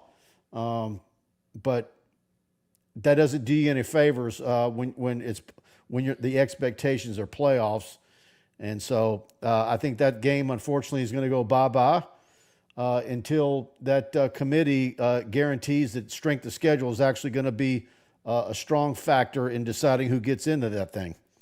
What were your thoughts about Sarkeesian? And it was a touchdown club, and we discussed it yesterday, but it's basically that, about how last year they played Ohio State, but Texas fans also demand that. LSU fans, I think you're right. They want LSU to play Clemson or whoever the heck it might be in a banger. What were your thoughts when you heard Sarkeesian's shot across the bow, despite not actually saying Texas Tech?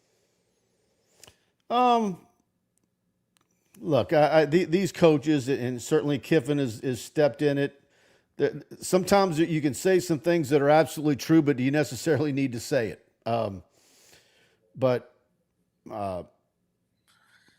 Look, I think there's a good chance LSU could go 8-4 this upcoming football season and still be a damn good football team. And in my estimation, if they go 8-4 with that schedule, depending on the nature of some of the losses, there's a good chance that I could be sitting there in December thinking that they're better than 30% or more of the teams that actually get in the playoffs because of the schedule. I mean, when you look at it week to week, and I don't care what you think about what Auburn's going to look like or Kentucky, those are on the road in the SEC. Texas, Tennessee, Alabama. Certainly the week 3 game in Oxford with all the it's going to be a spectacle. Lane Kiffin going back to Oxford. Two of the first 3 weeks will be ESPN Game Day with LSU. Yeah. I mean, it'll be fun to watch. I hope we don't lose the non-conference bangers, as I call them, at some point. I think. No, I like them. Yeah, I like them, but I'd like to see LSU keep playing them.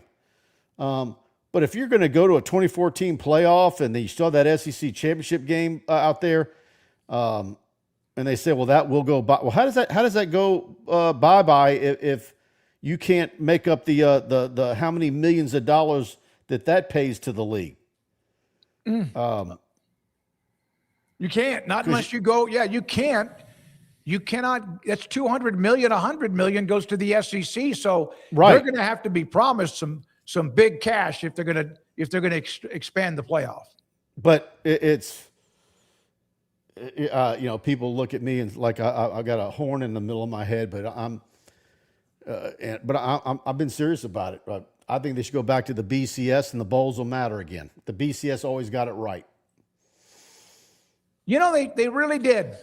They really did. Thank you, Mike. Have a great weekend. Enjoy Memorial Day, and thanks for your time again today. All right. Y'all have a good weekend. Talk soon. Mike Scarboro, TigerBake.com, covers LSU. Appreciate his time on the Ed Orgeron story earlier this week and just on LSU football and the expectations year one with Kiffin.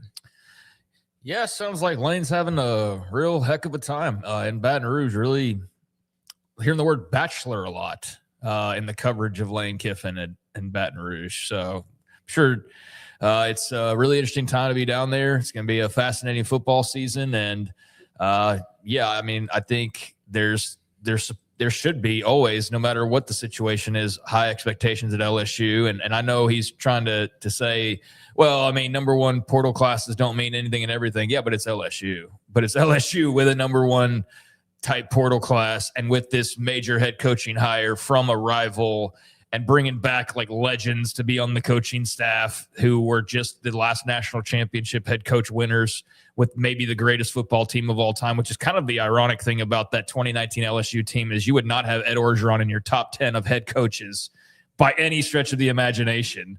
He would not be like your fantasy scenario on Madden or whatever. Like pick your coach, Vince Lombardi, or if you're doing college, like Saban or Smart or Dabo or whoever, like unless you're just having fun, you're not picking Ed Orgeron. Right. You're not picking him. No, you're picking Tom Osborne. Yep. And so, I mean, they've got seemingly everything coming up purple and gold.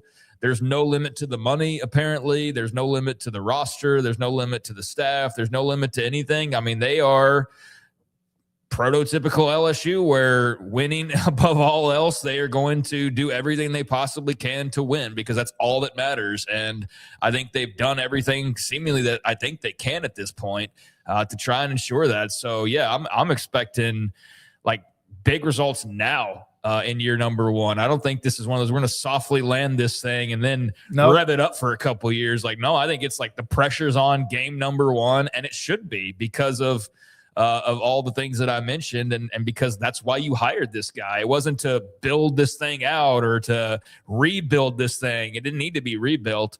But the wild card that is Lane Kiffin, the person, I wonder, like, I'm just so curious about where all this goes. He was in a safe place by what he had already done at Ole Miss and what they had done last year. But yet again, there's always that lure of something bigger. And LSU, with all due respect to Ole Miss, what I loved watching them play last year, is bigger.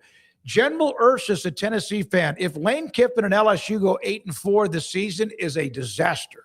That's a Tennessee fan in the SEC saying that. Yeah, I don't think Tennessee fans love Lane Kiffin too much either. But, General Ursus, always good to hear from you. And, I think 8-4 would definitely be a disappointment. I mean, even with lame duck Brian Kelly last year, you could do as much as that. I think 8-4 would be cause for some backlash from the fan base as far as expecting more. It wouldn't put him on the hot seat right away, but I think it would be below expectations for your average LSU fan. I think, like a minimum of 9 wins would be your starting point, given all that you've invested from staff to roster. So it'll be tough. I mean, I do give them a ton of credit. They are not afraid of playing tough non-cons. They are not a team that you put in that box. They, as Mike was pointing out, play big-time teams, had big-time teams scheduled, and then realignment changed some of that. But, Clemson in the opener is going to be a lot of fun. And I can't wait to see LSU Texas in November. I think that's going to be freaking awesome. I don't even know how often they've played, period. I'm going to look that up real quick, actually. I'll tell you about the Texas LSU game. They've played one second. I'm sorry. Yeah, that's okay. Go ahead. They played 18 times in their history, and LSU won in 2019, but Texas won. That was the game with Burrow, and they hit that pass on 3rd and 15, remember, where he stepped up and he spliced a couple of defensive backs and they went for a touchdown. That was a hell of a game. And then the next year, I believe LSU won that game. No, they only played that one time. Oh, they did not play a return. They played 2019 in Austin, 45-38. It's a hell of a game. 39 points in the fourth quarter scored, including Texas cutting it to a 7-point lead with 2 minutes left. And then LSU held on to it after that. But then they played again in 2002, and that was the Cotton Bowl, and Texas won that game. And those are the only 2 meetings between LSU and Texas since 1962. Yeah, they probably were pretty regular back in the days of the 60s and 70s. Texas, of course, won 2 national, 2.5, 3 titles in the 60s, and LSU was on the verge but never did. I don't know if they won when they last won. Might have been in the 50s until they got hot with, Saban and obviously Orgeron, and I missed Miles. Les Miles won one as well. Yeah, LSU, a spot where guys who probably don't win titles anywhere else can come in there and win titles. And I'm not saying they're bad football coaches, but I don't know how many other places would have Les Miles and Ed Orgeron as national championship winning coaches. That's just bizarre. I don't think there's any other setup where that's possible in America. Maybe Alabama, but even then I have my doubts about that. Yep. But LSU with Clemson, I mean, they've got a really tough schedule, man. If they don't win that game, and then they have what's in front of them. They got Ole Miss on the road 2 weeks later. They got A&M right after that the following week. Even at Kentucky, I know Kentucky fans are at least the most alert and awake that I've ever seen them for football. I mean, I see all sorts of Kentucky, and I think the content creators, not talking about us, but the content creators that pay attention to that, you see all of these Kentucky videos, and I don't think that's out of nowhere or just simply season previews. I think some of them are, but I think also I saw a couple of videos go pretty viral talking about Kentucky, and now there's a bunch of people going, hey, let's talk about Kentucky and ride that train because they're excited there in Lexington. Clemson to start off the year, Ole Miss on the road in week 3, A&M at home week 4, at Kentucky week 6-ish, at Auburn, Bama and Texas at home back-to-back, at Tennessee on November 21st, at Arkansas. That's gonna be a hell of a ride, man. I'm excited about however this goes. Remember when the first year that Texas and Oklahoma joined the SEC, it appeared, and it was that OU got the worst of the schedule because they did.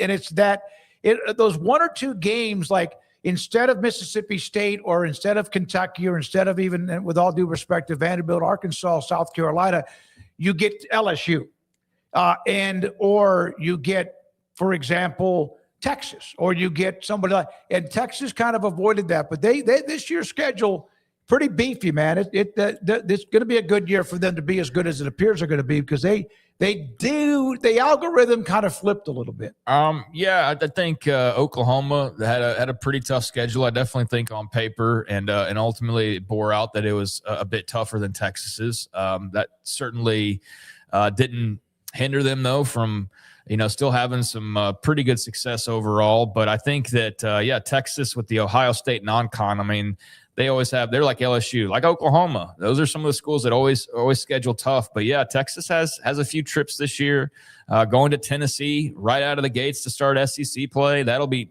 amazing to see UT versus UT, the battle over UT. Peyton against the team that, of course, his uncle played for. Arch versus the team that his uncle played for. But, yeah, I mean, they're going to Death Valley. They're going to Mizzou. They've got A&M, obviously, again, Oklahoma, of course. So, Texas has a pretty tough road as well. That's the one thing about that extra conference game is I do think that while it might hinder the better matchups that LSU, Texas, Oklahoma would play in the non-con, it might alter those a little bit. I do think having now Texas maybe going to Florida versus Texas playing UTSA or something, I think, I'll take that trade-off. All due respect to UTSA, but I think that the extra conference game could be something that spices us up in a really fun way. All right, Rez, Michelangelo Flores is about to, along with everybody else, Logan, Garrett, Andrew, and even Houston will have Monday off. We're not going to be here on Monday, so hopefully you all get to enjoy your day, and we will too. So we want you to know that. I mentioned at the start of the show, but we will not be on the air on Monday, but right back at it 3:00 on Tuesday.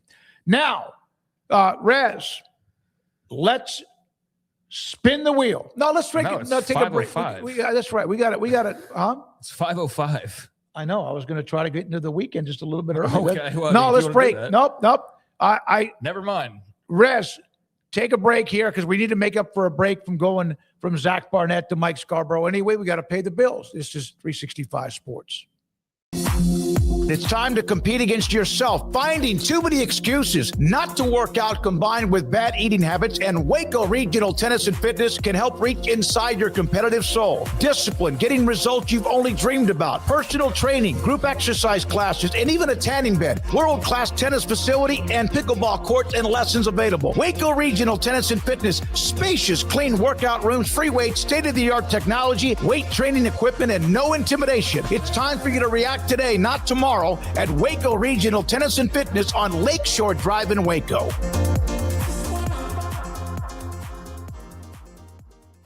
I have a lot of friends reach out to me about buying vehicles for their fleet and their business, and I always recommend Allen Samuels. You see a lot of businesses running different brands, but I really think Rams are the best looking ones out there.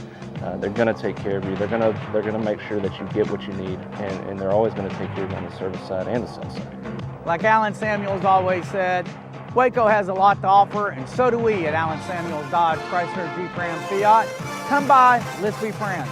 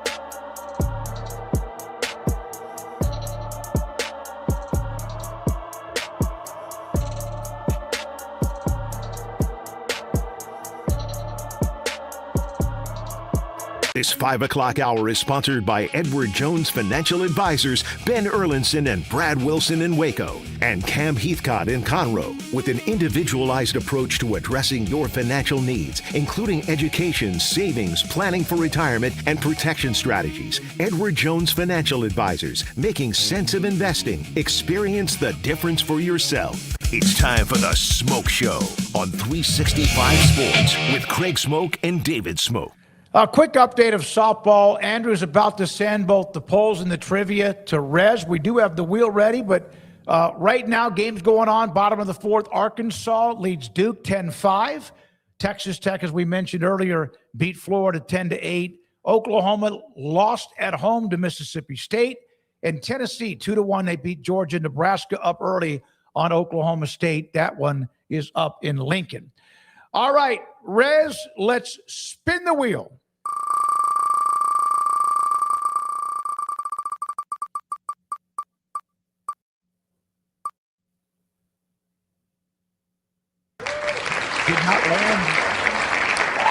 Did not land in the line like it normally does. Craig?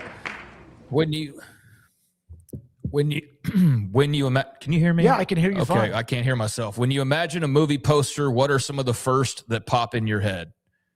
James Bond. A lot of the James Bond movie posters do. For some reason, that's the one. And I know there's different people that played James Bond, but that's the first one, because it usually had a picture of whoever was James Bond, and then usually a woman in the forefront in a dress, like with him staring at her. In some of the the 60s posters it did. Yeah. So I could see where you're coming from there. For some reason, like the Jurassic Park movie poster jumped in my head. It's very simple. It's just like the black background and the red and yellow logo on top of it. It's very minimal. But that one just kind of stands out as pretty much perfect to me. And I think there are some of I like some of the 80s and 90s movies that have sort of the montage of like that right there. The Jurassic Park one's very simple, but it gets the point across and it just looks cool. But then the others that are kind of collages that movies do from time to time are pretty cool. But yeah, I don't know why Jurassic Park's probably the most simple one, but that's one that popped right into my head when you mentioned that, or when the question popped up there. James Bond. There's a lot. Yeah, there it is. This is the one I'm talking about right here. Roger Moore was playing James Bond at the time. They're redoing James Bond again. I'm excited about the director and writer, and I wonder who they're going to cast. They're in that process right now of casting the next James Bond. So if it's like Hollywood nowadays, who can they hire to just piss everybody off right away? It seems like that's always the announcement. Just everybody gets pissed about who the leads are these days. But I'm excited to see how they relaunch it. Daniel Craig did a pretty good job. Casino Royale was a really good movie. I really enjoyed Casino Royale. It really was. Yep. I enjoyed that one too. That's one of those that I see that one pop up, whether it's wherever it is on TNT or something like that. I'll stop and watch it because I really enjoyed that movie. All right, Rez, are we ready? Here is the first of the quizzes. We have been on a great roll. May 22nd of 1986.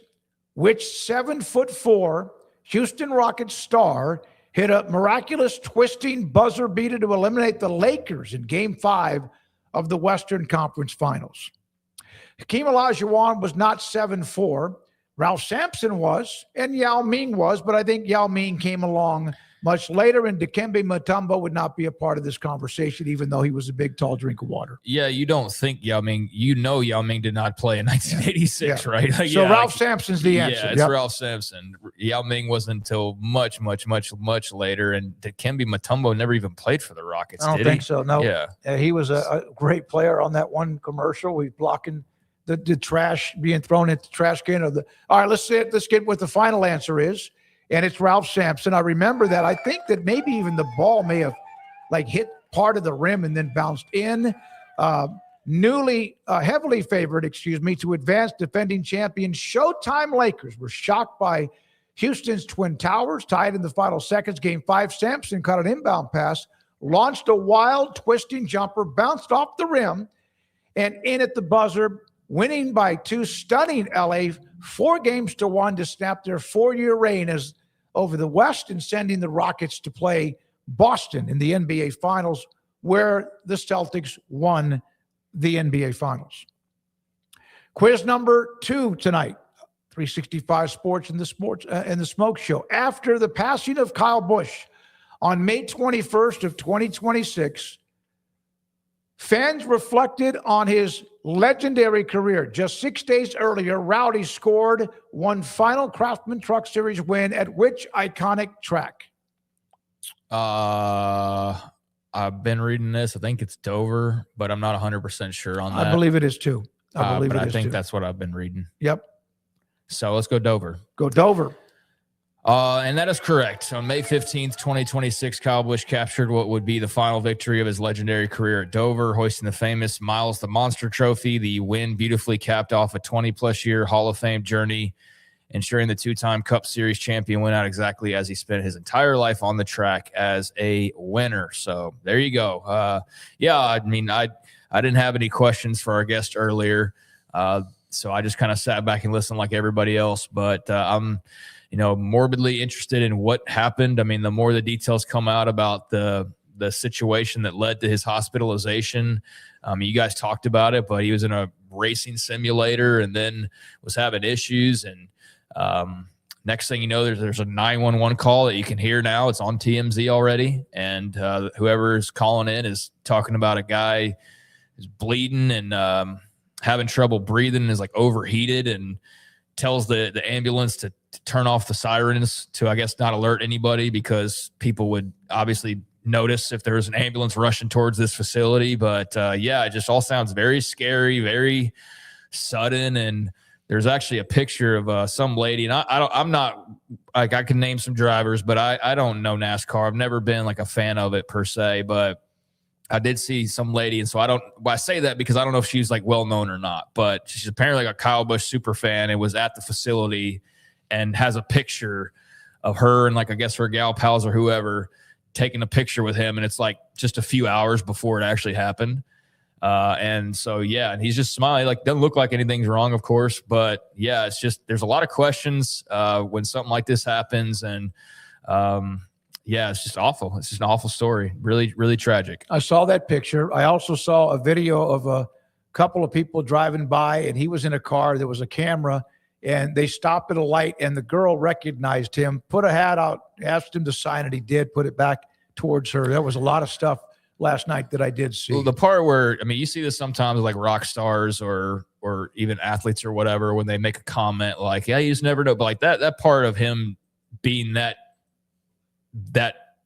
final interview being that forward about like, you just never know, and kind of saying the things that he did. I don't think that there was like any inclination. I just think it's really weird how life works sometimes. And it's hard not to like connect things and be like, man, that's just so random or not. I don't know how that worked out the way that it did, to where that's some of the last that we've ever heard him speak, is speaking in that fashion. And then for something like that to happen so quickly afterwards, it's just wild and tragic. All right, let's get to the poll results from Andrew. Jiu-Jitsu Valade, How many regular season wins will Lane Kiffin, Sam Levitt, and Ed O stack up for LSU in 2026? I said 8 or 9. I don't want to go overboard. If they're that good, if they're 10, man, that's fantastic. But I said 8 or 9. I'm going to say 8 or 9 for right now. I mean, that's what I feel the most comfortable with. I think you can certainly make a case for more. I think if you win 11 games, and that means that you've beaten some combination of Clemson, at Ole Miss, A&M, at Auburn, Alabama, Texas, at Tennessee, among others. If you do that and you only lose one of those games, then Lane Kiffin's the best coach in America, like as of this year, because that would be quite the feat, no matter what they did in the transfer portal and what they had coming back. I mean, that's a hellacious schedule. So, I'm predicting a couple of losses and maybe even 3. So I'll go 8 to 9 wins. All right, there's the first one. And everybody agreed, most everybody, that won it out of 10 wins with 32%. And the last one for today's show. Before Lane Kiffin era officially begins in Baton Rouge, what's your ultimate prediction for his run at LSU? So not the wins or losses this year, but these specific options. He wins multiple titles. He captures at least one championship, national championship, the ring. Good record, no title. Falls short of expectations. And good record, no title, although LSU has a history of winning titles, especially the last 20 years. That's what I picked. They'll be good, but I think it's still going to be difficult for win the national title with just the way things are. I don't know. They seem really well set up for the way things are. I mean, more so than probably anybody not named like Texas. I think they are spending a bunch of money. What is there not? What do they not have? Like, what do they not have, or what are they not willing to do to go get what they don't have? I think the answer is nothing.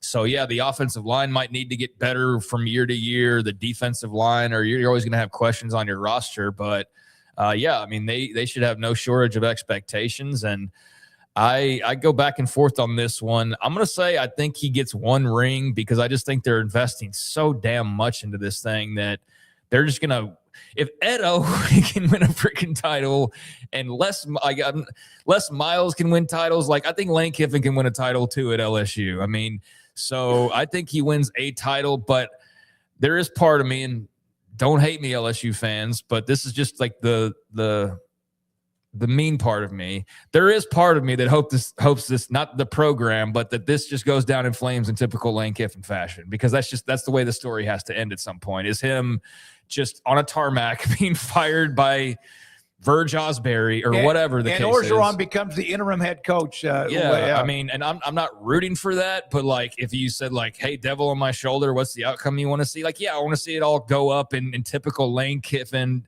disastrous fashion, because that's who he is. But I think they've got a lot of resources, and I think he'll squeeze out a title, but I don't think it's going to be multiple or anything along those lines. I'm not ready to go there yet. I got to admit something that I don't know if this is the best way to wrap up the week, but I'm old. I don't feel old, but I am. I actually answered that question as if he was still at Ole freaking Miss, that they would win a lot of games, a lot of records, but they would not win a national title. And that's one of the reasons maybe he left Ole Miss. So now I want Ole Miss to win a national title, but I went old crazy uncle on you on that one. Yeah, I don't know about crazy uncle. I think he's got mixed up. I don't know that makes me want to root for Ole Miss to win a title either. But so what was your answer then? My answer would have been he captures one ring. Okay. So it wouldn't have changed it much, but yeah, no, I mean, I can see how it gets confusing. There's been a lot of Lane Kiffin talk, enough for us to not talk about him for a while, quite frankly, unless there's something else next week. But I'm looking forward to celebrating the holiday this weekend and enjoying a lot of different sports with the playoffs rolling along in hockey and basketball. And then, of course, the postseason now, baseball, softball, and college. So should be fun. But, yeah, still be looking for any interesting football news. And Lane Kiffin and LSU have certainly provided, along with Steve Sarkeesian, a fair dose of that this week. So we thank them for adding some ammo to the headlines this week. But yeah, the Lane LSU things, it's right there at the top of the list of fascinating storylines entering this year amongst a bunch of others. And yeah, I think Sark there's always a target on Texas's back, but I think he's clearly very confident in his roster. He would not be talking the way he's talking otherwise. Signetti in Indiana running it back, like Whittingham in Michigan. This is going to be a really fun year. I can't wait. I can't wait. Do we have a couple of super chats, Rez, that we want to show before we say goodnight here on the SMOAK Show? And both of them involving our segments about Kyle Busch, who, of course, we had the guest on, Nate Ryan, to discuss his legacy and more from Kim Coulter. Thank you for giving Kyle Busch story time today. Kyle was a total badass, and I loved the guy. Thank you. From Firefighter, thank you, SMOAK Show, for this segment on, obviously, what he means, Kyle Busch. And so you're welcome. Thank you. It just was unique for some reason for me, tragic as well, and I thought it was a good day to do that. Well, it's the type of story that even if you're not a NASCAR fan, you're just, what the heck? What happened there? I mean, and then you start to dive into it and you realize who this person was. And it doesn't take long to make connections to maybe whatever fandom you do follow. Like, oh, this is the equivalent to this person and this happening. And you're like, oh, wow, that's major. And yeah, there's a lot of mourning in NASCAR Nation and the driving racing industry right now. And I just feel for his kids, his wife. I mean, it's just an awful, awful situation. I know we'll learn more details, but in the meantime, I just hope the best for the people directly affected, that they can make out okay on the other side of this, because it's truly horrific what happened. To close it out with this note from Chris Lowe. On the South Carolina-North Carolina game being canceled, the series, regardless of what happens with the future of the playoff format, we lose a little bit of the soul of college football if we keep losing compelling, non-conference matchups on campuses. And I agree with Chris Lowe.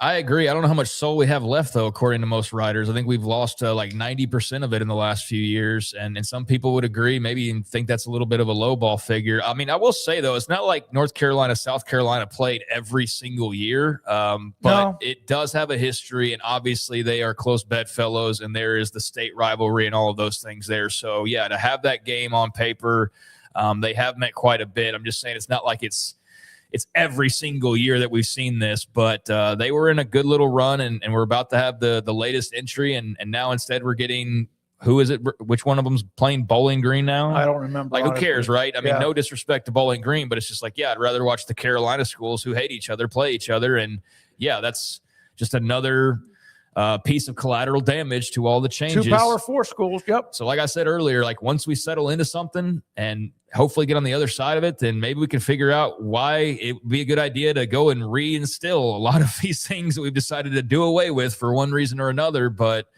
everybody's doing what they feel is best, and it's at the cost of fans more than anybody else. 60 meetings. North Carolina has the edge in the meetings. Last time they met was 2023. Next meeting, of course, is no longer. It said September of 28. Nope. That has now been canceled. Rez, man, great job today. Pretty much running it by yourself. We appreciate it. Thanks to Andrew Valade for the last part of what we do with the wheel and the quizzes and the polls. For Craig, enjoy your weekend. You're headed out of town? Yeah, I'm headed out of town, so wish me well on travels. Please hit that like and subscribe button before you go. Hopefully you had a good week rolling on along with us, and enjoy your Monday off if you get that. I think most people will, so enjoy that extra time, and yeah, we'll be back Tuesday to keep it rolling. One more super chat from Bobby B. Great show. R.I.P. Kyle Busch. Hope you have a safe Memorial weekend. Thank you, Smoke Show, and you too, Bobby B. You too. Thank you to our sponsors and you, the viewers. This is the Smoke Show on 365 Sports. We'll see you on Tuesday.